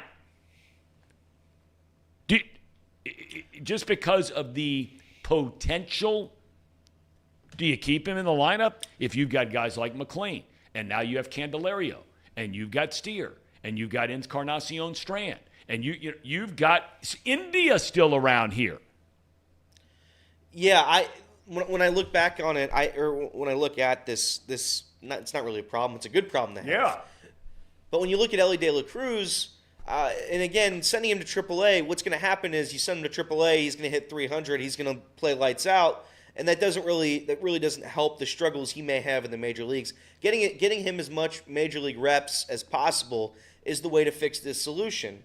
I think AAA can be beneficial. I think Tyler Stevenson could have used AAA last year to get a couple guys' minds right. Ellie De La Cruz proved he was good enough at a major league level at times last year. There were enough times when he stole 4 bases in the same within 5 minutes. Like, there are aspects to Ellie's game that are superhuman. Keeping him in AAA doesn't help that. I do understand the point, and I've been beating home the drum all offseason that Ellie was not a great player last year. I think defensively he struggled, and offensively it was brutal towards the end. His plate discipline went away. But if you start him, if you look at him in spring training, and he's still showing you he was the Ellie that he was right when he came up. He's a great player. He's an electric player. You have to play him. There's no reason to keep him down there. For no reason. If he's struggling in spring, if he has the worst spring training in the history of the world, then maybe you keep him down, because we're not in the business of playing guys just because they sell tickets. You got to compete a little bit too. But I don't think that's going to happen. I think Ellie's a good enough player where he's going to be a star in spring training. He's going to be a star next year for the Reds. That's at least my opinion. And to answer your question, would you have played him against a lefty in the playoffs last year. Would you have started him? Probably not. Yeah. Probably not. Yeah. Yeah, but that doesn't mean he's not going to be a great player. And for those saying, that he's already dominated AAA, I would just at least suggest this. He has played a total of 38 games. 38. And, man, did he tear it up. He hit 12 bombs, knocked in nearly a run per game, 36 out of 38. But it was 38 games. We saw him come up here last year, set the world on fire when he first got here, right? And then tailed off. So, again, I'm not suggesting what's going to happen one way or the other. I do know that the whole India thing, I just find it so – to me, this is one of the most interesting things that has come down the pike for the Reds in a long, long time, the decision on what they're going to do with India. And I don't know why he's become such a lightning rod to the fan base. I really don't. And I don't want to spend a lot of time talking baseball here today because it's not baseball season, and we got forever and a day and a half to talk about baseball. But I don't understand why there is so much one or the other, right? Kind of like the political world we live. It's either here or it's over here. I mean, India does nothing to make you dislike him. You can get upset with him, hitting into double plays. You can get upset with his defense at second base. But the vitriol involved in some of this stuff with, guys, get him out of town. This guy stinks. Jonathan India doesn't stink. No. I feel like the discord is between analytical people and people that aren't very analytical, and they're both baseball fans, right? Right. The analytical people, they check the stats and say, listen, this guy is an average hitter, or he's a big league hitter, but he's an average hitter. That's right. Absolutely terrible at the position he plays. And then the other side says, listen, this is a guy that won Rookie of the Year, was the one shining spot on the team that season. He's been only all the intangibles are there, right? Or at least that you hear that he's a good leader, yep. that people like being around him, handsome guy. All these things are just competing against one another, and there's just very hard opinions from both sides. That's why they can't get along, is because also the opinions are so different, right? One side wants him to be a part of this team, wants him to be a central part of the team. The other side wants him gone. I don't know who's right. I don't know which way it's going to go. Only time can tell. This is a great take by Tyler Dawley. I don't recall seeing Tyler in the chat very often. No, he's not. He's had some really good takes. But this is really good. He said, we all loved India after his rookie year. He was a Rookie of the Year. He said he's the same player now than he was then, but he's been hurt more lately. We all changed our tune on India after seeing Ellie and McLean come up. India literally never changed at all as a player. True. That's fair. Great point. The thing that I told everyone when India was a rookie, and a bit of this was me being a Cubs fan and trying to get under the skin of you wouldn't do such a thing. Reds players, was that Jonathan India's slugging percentage, his rookie year, 21 home runs, Rookie of the Year, all that stuff, 459. You go look at his stats, not just in AAA, AA, rookie ball, college in Florida. He only surpassed his rookie year in the MLB slugging percentage once. This wasn't the same player that they saw throughout his entire upbringing. This was something new, and to think that this was going to consistently be the hitter seemed a little far-fetched to me, because he didn't do it in college against far less pitching. Yep. He didn't do it in rookie ball against far less pitching. So you're going to say that this guy is just going to keep trending upwards throughout the major leagues? It just seemed far-fetched, and we've seen those numbers come down quite considerably. Well, it's funny you bring that up, because I remember talking with Chris Welsh when we first saw India come up after being a number one draft pick out of the University of Florida, and I was still doing the games. And for 2 springs, I watched the guy, and I said to myself, this guy ain't going to do it. I'm just like, he's not going to be an everyday player for your franchise for the next 10 years. You saw his defensive efficiencies. He came up as a third baseman. There wasn't the pop. There wasn't the thunder. All those things you just mentioned in his minor league career, college career. And then I look like complete egg on my face, which obviously is not the first nor the last, when the cat ends up being the Rookie of the Year in the National League. Right. He had a good year. Right. But you're right. Since then, he's gone back to being what he's been. Exactly, Tom. I'm looking at his stats right now. The only year in which he had a higher slugging percentage was his senior year at Florida, and it wasn't like his slugging percentage was .550. It was .497. His rookie year was .479. So yeah, he's gone back to the player that we knew that Jonathan India was, or at least that he showed throughout his entire minor leagues and college stats. Saying all that, and that might be true, it comes down to whether or not, and I'm not saying he should be starting over Matt McClain or anybody. I'm not saying that. I'm saying you keep him as depth. I think having him as organizational depth is important. You could trade him off for a prospect or two, and that's fine. That's another way to build depth in your franchise, with your franchise. But having Jonathan India, you saw what happened with the injuries last year. I don't think it hurts to have an extra guy that can play the infield when somebody needs a day off. Do you want to pay him $5 million for that? That's up to you. Yep. If it were up to me, I would. If it's up to other people, they wouldn't. They'd trade him for a prospect, and that's fine. You can go both ways. At this point, I'm kind of over it. You can do whatever you want. I'm not going to defend him anymore. His defense certainly isn't worth defending him. Offense alone wasn't great last year either. So you can go either way and say this guy's not a great player, or you can say this guy can help the team in short intervals next season, and I think that's the way to look at it. Organizational depth. All right, enough on baseball. We have, I said it before. I mean, baseball season is like the gift that just keeps on giving. It will go in, That's right. We'll be talking about that hell, do they start spring training now in January? Is that right? Well, I mean, I'm sure When do it's a pitchers and stretch. catchers report? I'm sure it's a stretch. First week, probably of February, would be my guess. Let's see. Reporting date for pitchers and catchers. I bet you it's like the 5th, 6th, 7th. 13th. Okay. February 13th. Back a week. Okay. All right. Well, Valentine's that's not for too us. far away, boys. Right. We got all that Xavier and UC basketball to look forward to.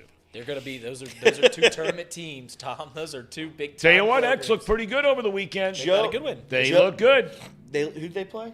Seton Hall. That's right. They did beat them. Who had just beaten UConn. That's right. That's right. Beat them pretty handily.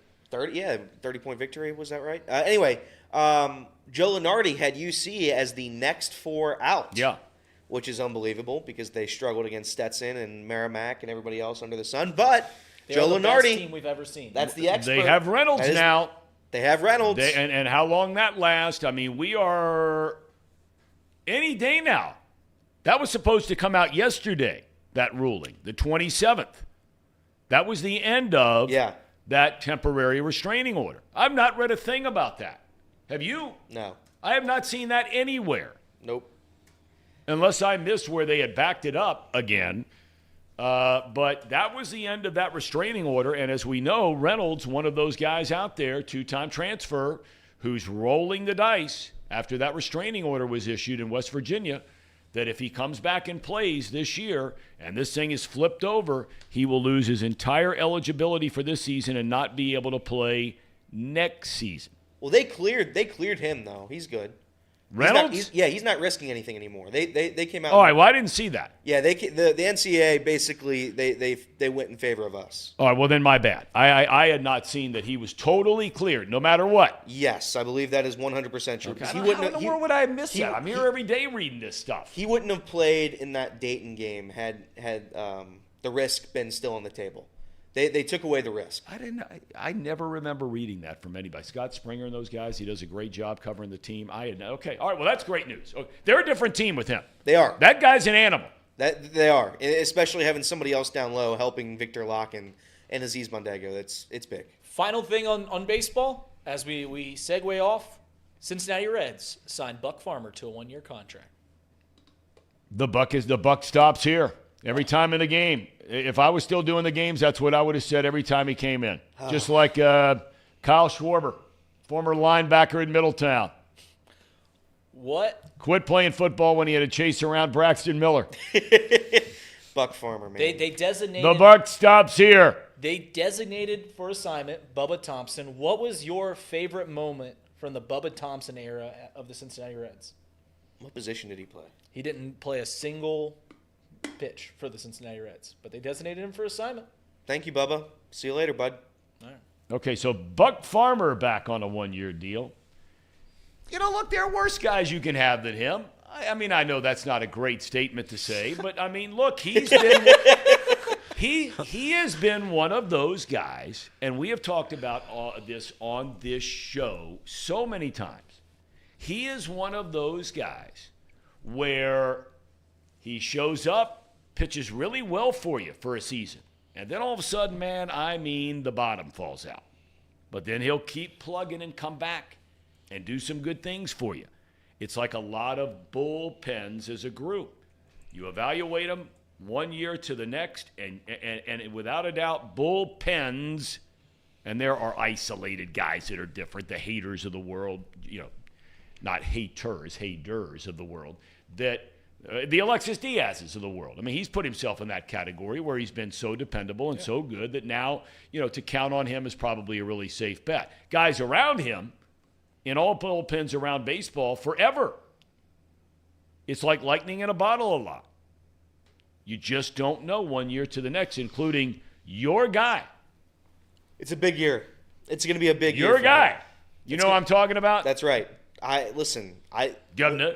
When you think, fish and chips, mate. Hello. When you think about the pride of Great Britain and you look at last season, I think he benefited because he played, and God love him, he played every inning. That's a guy you pay $20 million to because Ian Jabot pitched as much as any starter we had.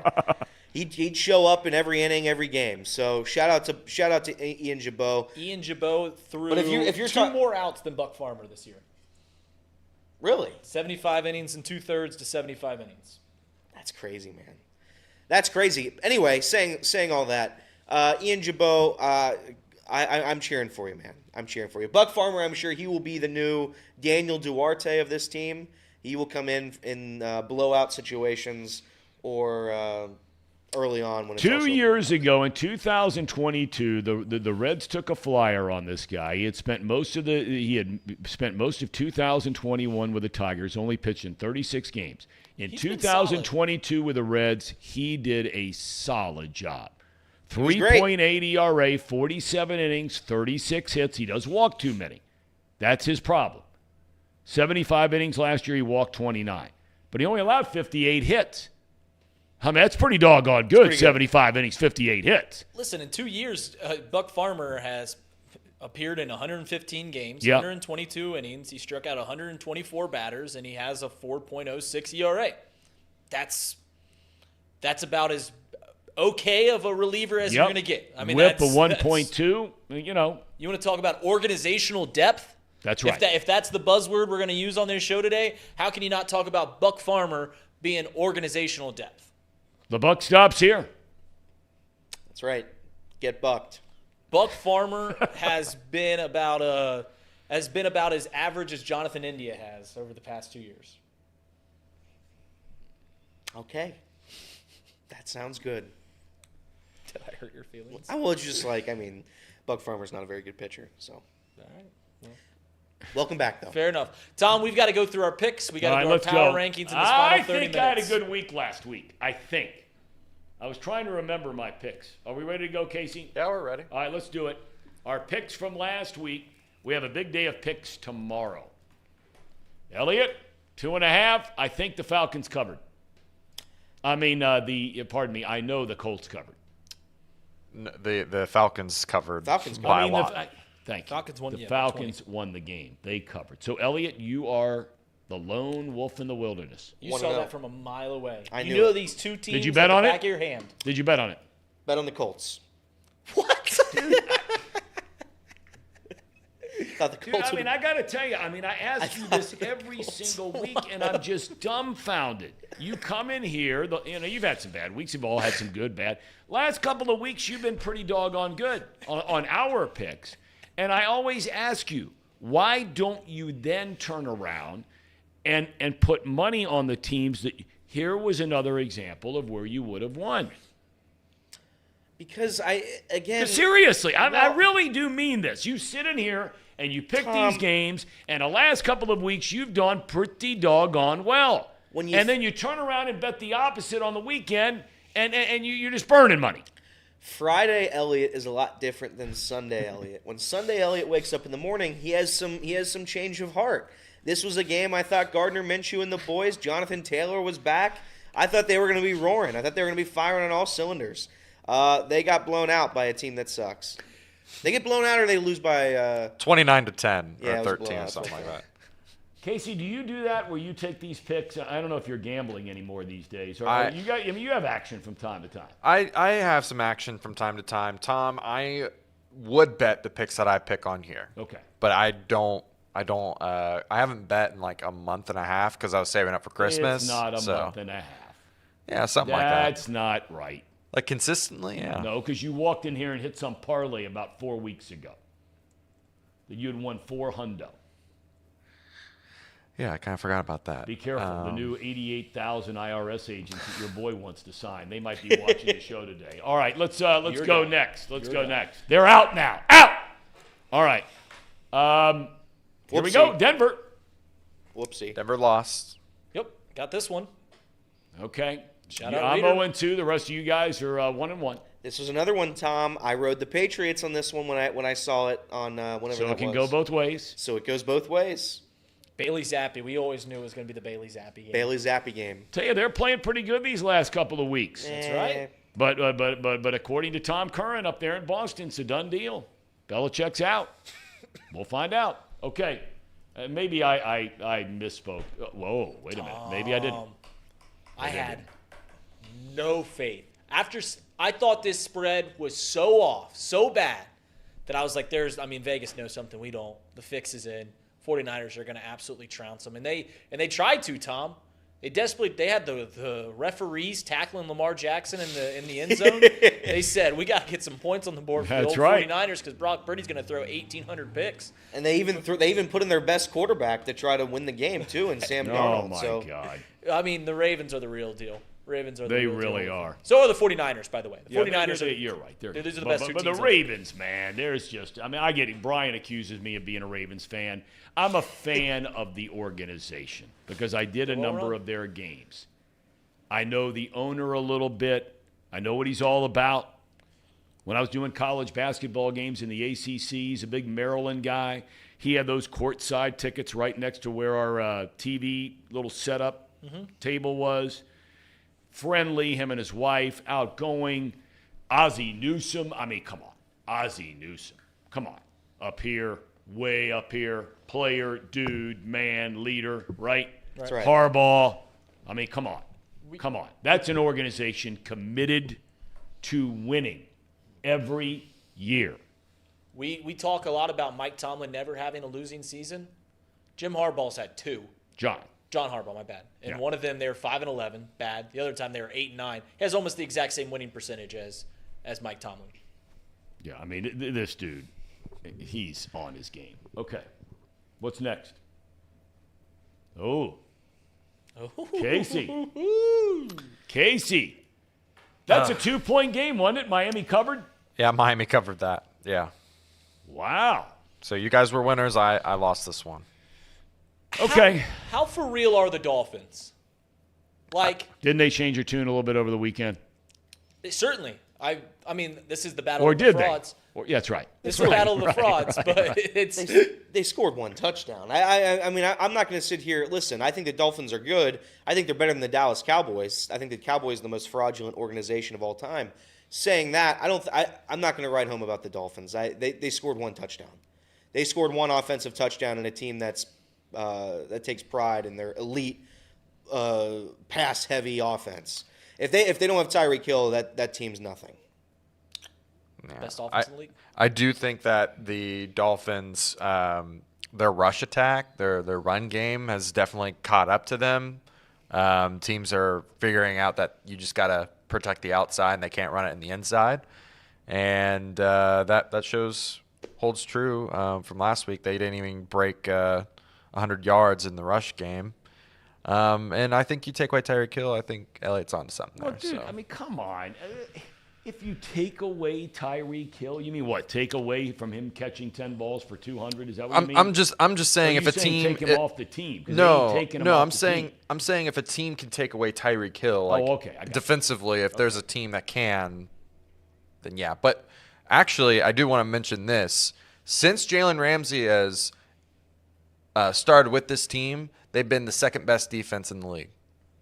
Fun little fact. See, so watch out. There's another perfect example. Wasn't he a free agent that didn't have a home for a while? Jalen Ramsey? I think he was traded. Was he traded? Yeah, he was traded from the Rams. Okay, what did they trade to get him? I'll tell you in a second. I'm pulling it up. What did they trade to get him? They didn't trade a first round. I know that. They traded like a second round and something else. It doesn't tell me on Football Reference. The Dolphins are 1-3 against teams with winning records with a minus 47 point differential. And I think against teams that are sub 500, they're like 10-1 with plus 100 point differential. So it's this is a team that can beat up on bad teams but can't beat good teams. It was a third-round pick. They traded Jalen Ramsey for a third-round pick. Yeah. And so this is the stuff I'm talking about when it comes to the Bengals. That's a move. That's a move. And we talked about Ramsey before all this happened. I'm not sitting here saying I was endorsing it. But when you're $25 or $30 million under the cap, guys like Clowney, guys like Ramsey, they come in, Ramsey more so than Clowney, but they come in and they are truly difference makers in your team. In this case, for both of those guys, on your defense. Those are the moves, the Bengals, and they have made some great moves. In free agency, the Von Bells of the world, the Trey Hendricksons of the world, they have done a phenomenal job. Phenomenal. But, man, that one extra step is where I still think the Ravens separate themselves from the Bengals. If the Ravens can go get player fill in the blank to try to put them over the top or potentially over the top, they're going to make the move. That's fair. I agree. Fair. So you're saying that you'd rather have Jalen Ramsey in the secondary than Jordan Battle? Because that's what we would have traded. Well, this guy's a cornerback. Right. Okay. I'd rather have this year Jalen Ramsey than Awuzie. That's fair. I was just saying because it was a third-round pick, and that's what we drafted with our third-round pick. Okay. Well, they'd have found somebody else in a third round. Right. Fair enough. All right. If I'm not mistaken, they had a couple of third or fourth-round picks this year, I thought. Let's go. All right, rest of the picks. Do we have any more? Brownies! Brownies get it done. Casey, you just keep picking against the Browns. Are you going to let it go where you can say the Brownies are legit? Can you let it go? Who are you picking tonight? I was actually going to pick the Jets tonight, or whoever they're playing against. Because of the spread? The spread, yeah. But the statistics don't lie, Tom. I mean, the Browns that offense is slowly but surely climbing up to be like one of the top offenses in the league. Don't want to frighten anyone, but they're elite. That offense is looking pretty hot. Their defense is still top in the league. It's usually a recipe for a really good season. They've had one here. They're having a really good season. In 4 starts, for what it's worth, Joe Flacco has 7 interceptions. He does. He's given it away, I think. If I'm not mistaken, the last 2 games, he five times. Yeah, 5 interceptions. You miss every throw you don't make. You miss every single throw you don't make. And if he wants to keep throwing picks, that's fine. He'll just double the interception number with touchdowns. And he's also missing some of his best linemen, too. Like, he's doing it without his right tackle. I think he did it a couple games without his left tackle and some of the interior guys. Like, at some point, you got to be like, yeah, this is a great team. Like, they just keep losing players, right? So, kudos to the Browns. His QBR is 45. I'm not believing in Joe Flacco. Okay. I'm not believing in him. Okay, well, apparently nobody else is because he didn't have a job a month and a half ago. That's right. Who was this? T. Brookie. Never seen T. Brookie in the chat before, but welcome. It's good to have you here. I really mean that. Thanks for joining us. He says the Ravens have never been through tough times. There's a reason for that, and that's incorrect. He says they are lucky. They have a good coach and have been picked to win the Super Bowl for a decade now. They've won 1. True on the postseason thing. Lucky, hardly. Few teams have been hurt the way that team has been hurt as far as injuries are concerned over the last 3 or 4 years. And this year is no different. Second best player on offense, done for the year, the tight end, right? That's right. Best running back, first game of the year, done for the year. Backup running back, out. They dropped down to third and fourth string guys. Offensive line, they've had guys in and out all year long. They just keep rolling. They're not lucky. There are a lot of things. Lucky is not one of them. Is that it for the picks? Oh, I forgot about this one. Reed. Congrats, Reed. Yeah, congrats, Reed. The Steelers homer got it right again. That's right, Mr. Cub and Mr. Steeler. Can't wait till he picks Patrick Mahomes tomorrow. You forgot about the Chiefs and all the other teams Jaguars. that I just love. Jaguars. Man, I was wrong about that one too. I don't know, man, guys. The Steelers have completely warped my brain. I talked about it all last week. I'm trying to shed all the Bengal fandom of yesteryears, but until we can consistently beat the Steelers and put them in their place, I can't do it. I can't do it. Everett says you are the Pickett truther. I guess so. And if you want to call me a Pickett truther, Joe Flacco has about the same QBR as Kenny Pickett this year. So, Joe Flacco. Did I say Joe Burrow or Joe Flacco? You said I don't know what you said. Joe Flacco has the same QBR as Kenny Pickett. Worse than Josh Dobbs and. Well, one dude's going to the playoffs. That's right. And he's making plays when it matters. That's right. That's all that matters. Make them when it counts. Okay. Brownies tonight. Casey, you said you were going to pick against him. We don't know the status of Amari Cooper. Apparently, in that record-setting performance last week, 265 receiving yards in that win, that rout of the Texans. Apparently injured his heel. He's not been practicing all week, and they don't know if he's a go tonight or not. That's a big deal for the Browns. Now, the Jets, I mean, man, what a bummer of a year for them when you think, we talk around here about what a bummer of a year it's been. Think about if you're a Jets fan. Here you were all jacked up. I remember watching that first game of the year, Aaron Rodgers, Monday Night Football, right? Season opener, whatever it was. That's right. One series into the season, over. Torn Achilles. And ever since. But you're still thinking the Jets are covering tonight, if I heard you right, Casey? Yeah, the only reason I think that is because I think that this was just one of those games where we all expect a team to just roll, and Jets have a really good defense. I expect them to keep it a lot closer than many people think. I know I talked up the Browns offense here just a minute ago, but they were playing teams that aren't as good on defense. So I don't know. I just think that this is one of those games that the spread's a little too high for them to cover. More than a touchdown, I'll take the Jets on this one. Simple philosophy for me. I don't think you're wrong. He has played some very banged-up defenses, him being Joe Flacco. But saying all that, I don't know exactly what the Jets are playing for here. They don't have a quarterback. They're not going to be able for the pride of Aaron Rodgers. Sure. Yeah, they're going to try to be immunized as well. So we'll see. What? Immunized. Oh, that was the word Aaron Rodgers used. I get it. Yeah, I don't know what the Jets are exactly playing for. I don't think they're as good. And I could be wrong on this, Casey, but I don't believe the defense is as good on the road as they are at home. So we'll see what the Jets can do. I like the Browns to win. I think it'll be close, 20-10. 20-10 final score. Okay. What do you think? All I know is we need the Browns to win this one. The Bengals actually need the Browns to win this one because for the Bengals to get to 10-7, it would be easier if the Browns had nothing to play for next week and they rest some players. So I'm hoping the Browns win. But, I got to thinking because I've heard that scenario talked about, and I haven't looked enough into the whole tiebreak thing. But if I don't know how Buffalo, right. Let's just say the Browns, right?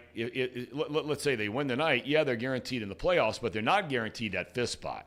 And there could be a significant difference in the talent level team you're playing. It's a difference between playing Jacksonville theoretically, right? Right. In the first round on the road, or playing who's the three? Kansas City. Well, they would both be like the best that the Bills can be is 11-6. Right. The Browns, if they win this week, then lose to us would be 11-6. Yep. It goes to conference record, right? If they don't play head to head.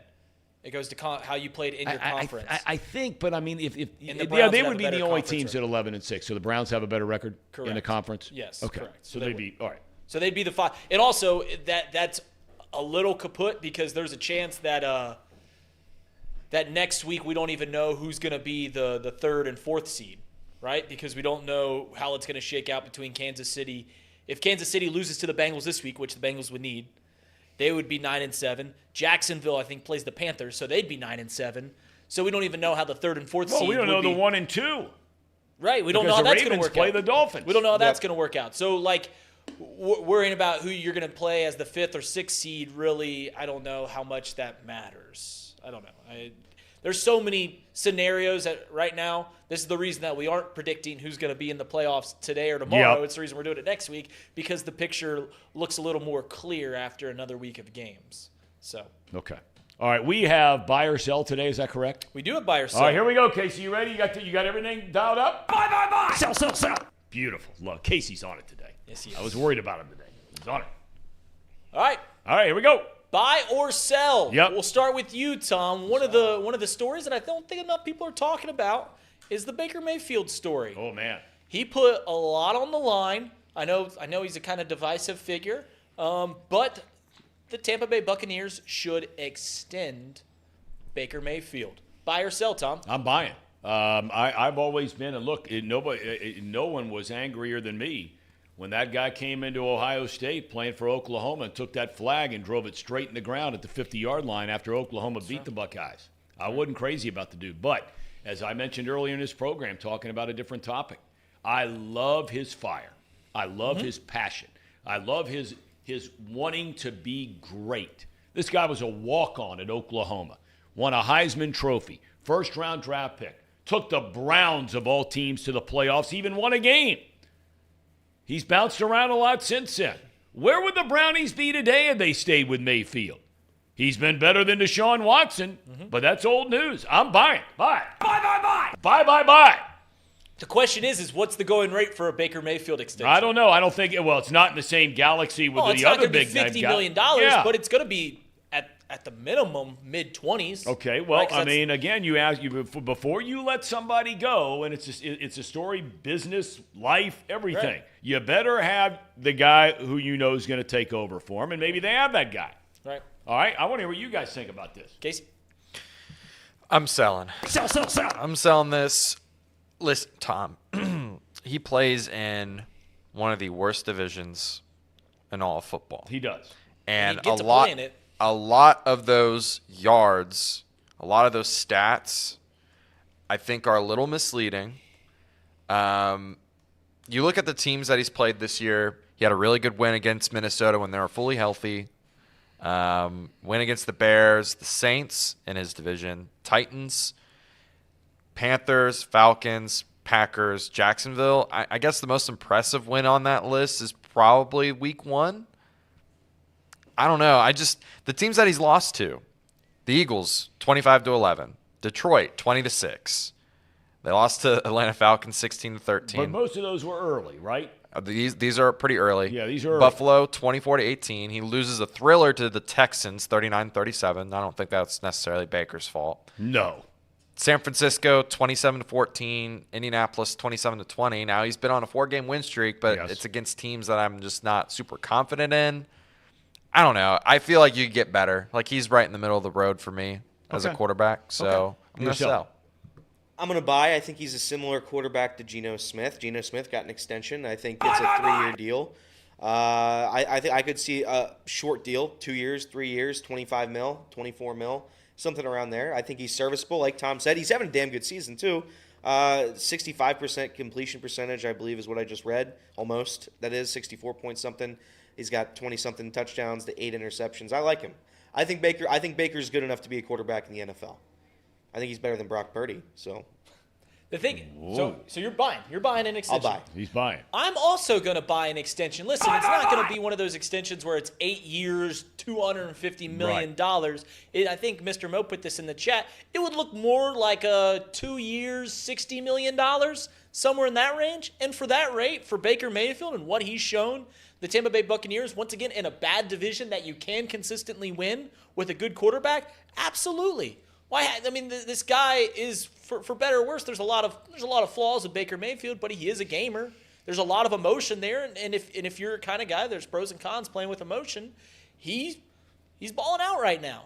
What more do you want out of Baker Mayfield other than, he's probably going to take this team into the postseason?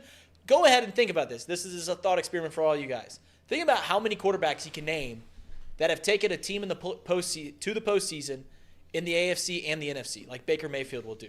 Great question. The list isn't long. The list isn't long, and the first names that pop up are greats.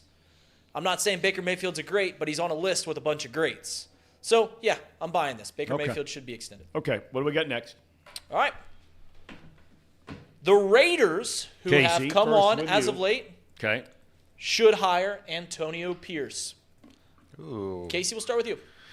Ooh. I feel like they already missed their opportunity to get a guy that was in their organization. They should have hired, I can't remember his name, but it was the guy that took them to the playoffs initially in 2021. That's right. I don't know what the deal was there. They missed on that guy. I feel like it would be a little bit of a mistake to hire Antonio Pierce now. I haven't looked at the numbers.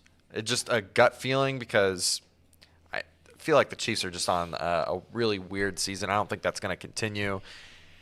Maybe it's the Aiden O'Connell thing. I don't know. They've won some games with some really, really bad players. Wrestling with this one, I'm going to, I'll just buy. Why not? Don't make the same mistake twice. Wow. Okay. All right, Don't boys. make the same mistake twice. Yeah. That's a little bit that. I'm trying to find the name of that guy. I'll start. It's an Italian name. I'm drawing a blank too. It's like the end of it is something like I'm not even going to. Regardless, stupid. so I'm going to sell this. Bisaccia? Yeah. Okay, I'm going to sell this. The reason I'm going to sell this, I know all the things everyone brings up. I think Mr. Mo. Once again, I'm taking another take from Mr. Mo. He fits the Raiders mold, right? Tough, hard nosed, this gridiron thing. But what's that worth anymore? The Raiders haven't been that team for decades. Nope. For decades, and you shouldn't try to be the team that you were in 2002. You shouldn't try to be the team that you were in 1985, a la Chicago Bears still trying to do that.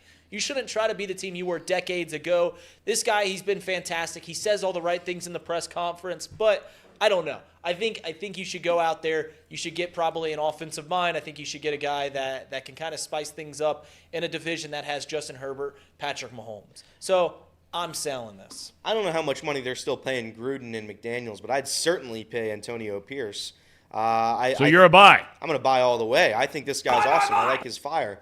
I think when you watched him absolutely eviscerate the Chargers on prime time, that bought me in right there. That was a guy who was never going to let up at any point. He was still firing missiles in the fourth quarter up by 60. I like this guy already. I think, again, he's going to be pretty cheap, I'd say. And you're going to need a cheap option when you're already paying two fired coaches north of $100 million. When did he take over? He took over after the loss to the Lions. They got beat 26-14. That was almost 2 months ago. They've gone 4-3 since then. So they beat two crummy teams, but look, it was a guy's first time coaching in the NFL. They beat the Giants and the Jets. And then they lose a one-score game to Miami on the road. They lose by a touchdown. They get hammered by the Chiefs. They lose a 3-0 game against Minnesota, right? And this is all now with the Aiden O'Connells of the world, okay? And Jimmy G out and the whole 9 yards. Now, the last 2 weeks, they've beaten the Chargers where they scored 63 points in the game. And then they go to Kansas City. Say whatever you want about the Chiefs. The Raiders had not won there in an eternity. I'm buying. I'm buying Antonio Pierce. That's right, baby. Right. Although the one guy that's going to come up, and we were talking about this, Reed and I were before the show today, of all the openings that we know are there now, and help me here for a second, Carolina, the Chargers. Right? Raiders, potentially Raiders. The Patriots will be more than likely. Patriots potentially. Commanders. So, look, the guy who's going to be everything's going to start and end unless you have a serious issue with him as a guy, and there are people out there that have issues with him as a guy. The coaching carousel is going to be spun off of Jim Harbaugh. Correct. You can't make a move without. No. If you're an organization seriously committed to winning, and there was an unbelievable story in The Athletic today about Jim Harbaugh, What do NFL executives think about Jim Harbaugh? Proven winner? No doubt. Relationships with GMs and owners? That's where an owner's got to make a call. Are you going to give him – the Bears potentially could be an opening. And that's the place where the fan base really wants Harbaugh. Former number 1 pick in 87, quarterback there, played for Ditka, blah, blah, blah. So he's the guy. Did we get everybody in on the Pierce?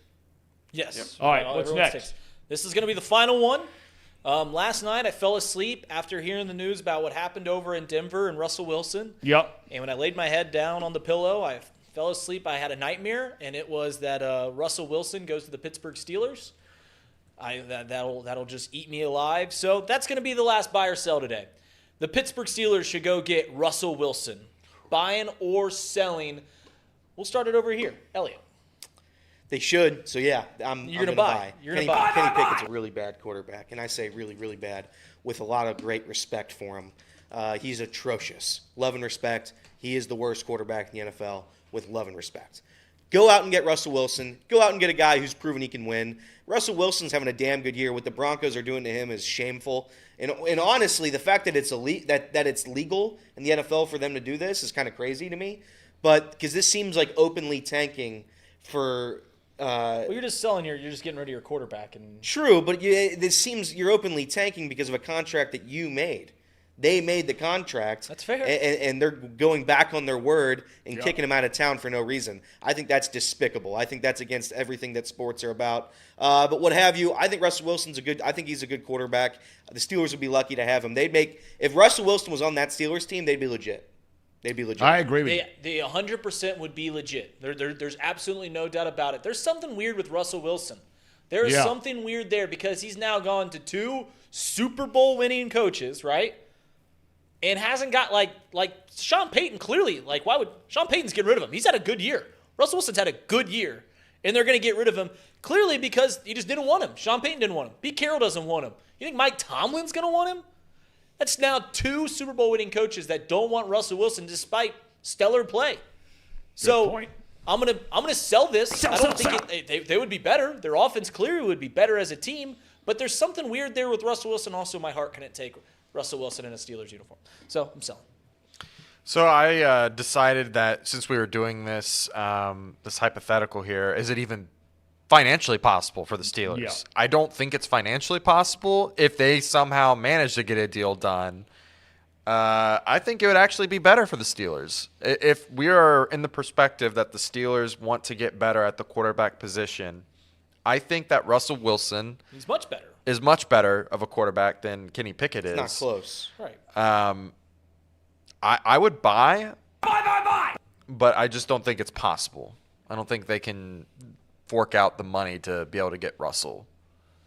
They would have to cut some serious players on their team, like Cam Hayward, to even scratch that possibility. Yes. Fair enough. Yes. Yeah. And look, it theoretically, I'd buy. In practice, I got to sell. Steelers have too many other issues on their team. They can't be taking on contracts where they're paying guys 50, 60, 70 million bucks a year in their mid to late 30s. No. I mean, is he a significant upgrade from Pickett? Yes. Do I think they have a chance to find somebody else? But you get into that gray area. I mean, let's just take Jake Browning as an example. Now, the Bengals are not going to trade Jake Browning to the Steelers, but I'm just saying, if you were the Steelers, do you think Jake Browning is better than Kenny Pickett?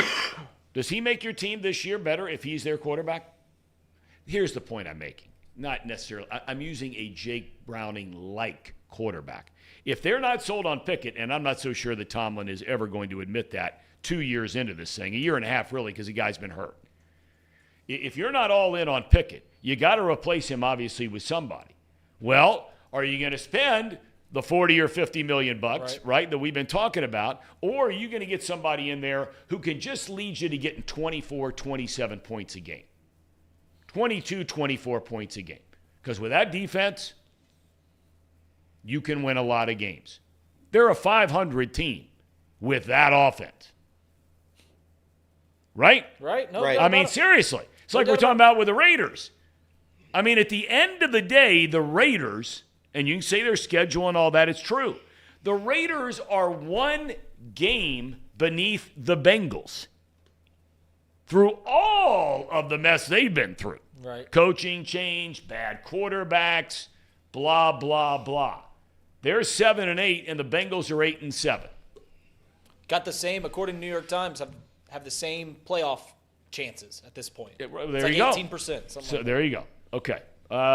Is there one more? That was it. That was okay. All right. Any final thoughts from anybody? No show, post-show, no nothing today. Not today. We will have box lunch tomorrow after our program. That's right. Tomorrow we're going to pick a lot of the games this weekend. The college football playoff is Monday. That's right. And I'm going to be out of the office early part of next week for a few days. I want to get you guys in your thoughts because we're really not talking a lot about it. This is the last year where it's 4 teams. This time next year, we will already be 1 or 2 games into the playoff, which is going to be really cool. You'll be able to do that drill instead of sitting around here watching some of these guys you never heard of in some of these bowl games. But, the more I've kind of watched and paid attention to starting to read a little bit more about it, man, these are some big-time games. These are some big-time games with some great storylines. Right. Michael Penix, right? Sure. Sarkisian used to be at Washington. Sure. Now he's at Texas going against his former school where he battled alcoholism and all those kinds of things. They let him go. You got Harbaugh, all the drama and the dislike for Michigan. Saban, can he get to the top of the mountain one more time? That's a leader of men. Absolutely. Leader of men. Jacob Tissett's good friend. Tom. Yeah. I have a cherry Who do on you think's top. going to win?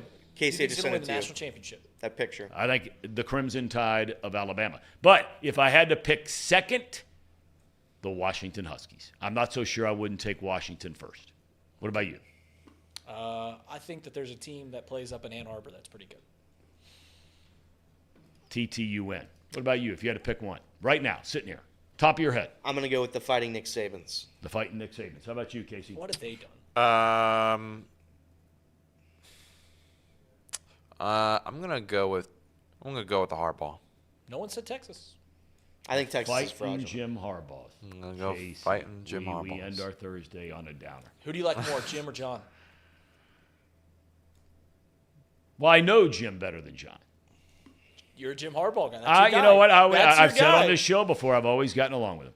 That's your I guy. had to do a radio show with him once a week for a couple of years in Chicago when I was working there and he was playing there. And he's always been very, very nice to me when I've been around him. Very nice. In fact, there was when I was doing the 49ers and I was working out and had gotten hurt working out. And we reached out to they were on the road. They were the road team. Or was that a bowl game? I can't remember what it was. But anyway, it might have been a bowl game. It was a bowl game. It was Michigan. And had me get right up there and got me to see his medical people right on the spot. There you go. How about that? Do you ever cook you a steak and pour you a No, glass none of of that. milk? Drink milk. We've never done that. It's never broken bread. Not that kind of relationship. I hear Jim likes SpongeBob a lot. He does? That's the rumor I hear. Well, he just went south on me. You don't like SpongeBob? Oh, come on. Tom. Cherry on top real quick. Cherry on top. All right, what is it? And Drew Garrison, I'm not running from the Michigan nonsense. They're going to be banned from every bowl this time next year. So enjoy it while it Drew lasts. Super Chat. He wants us to go live on New Year's Day. We'll be live the day after New Year's Day. Look at this shot. This is good. That's my cousin. Look at this. This is a Drew Garrison tweet. It made me laugh. Who looks happier to you? I think Harbaugh looks happier. I think Harbaugh he's got the arm on. He's got the arm on the shoulder. Nick Saban looks a little bit awkward there. Yeah. Saban looks like a 15-year-old standing next to his prom date. Can you see what the Did you see the tweet caption, says? Tom? No, it what is is- awesome that they got Jim Harbaugh, Ryan Day, and Nick Saban all together for a picture. That's good. That's really good. That is very, very good. All right, boys, great day today. Really enjoyed it. Thank all of you for joining us. We'll come your way tomorrow at 10 a.m. Lots going on tomorrow. Charlie Goldsmith will be with us. We're hoping to run down our friend Jason Lane from Kansas City. to tell us, his perspective on what's going on with the team he covers each and every day, the Kansas City Chiefs. We have picks to do. And we got to cover some of the college football. Preview Michigan The Mighty a little Buckeyes bit. play this weekend. Well, let's do a full hour. We're covering football. Let's do a full hour on you giving glowing reviews to the Michigan Wolverines tomorrow. That will not happen. Okay. It will never happen. They do everything the right way. I have respect for them very, very much, for their program and the whole 9 yards, and Harbaugh as a coach. But we know they are getting ready to have the book thrown at them. You can mark it down. Hope you're right. Maybe Ohio State can finally beat them. That's true, too. All right, everybody, have a great rest of your Thursday. We'll look forward to seeing you again, good Lord willing, mañana. Have a great rest of your day.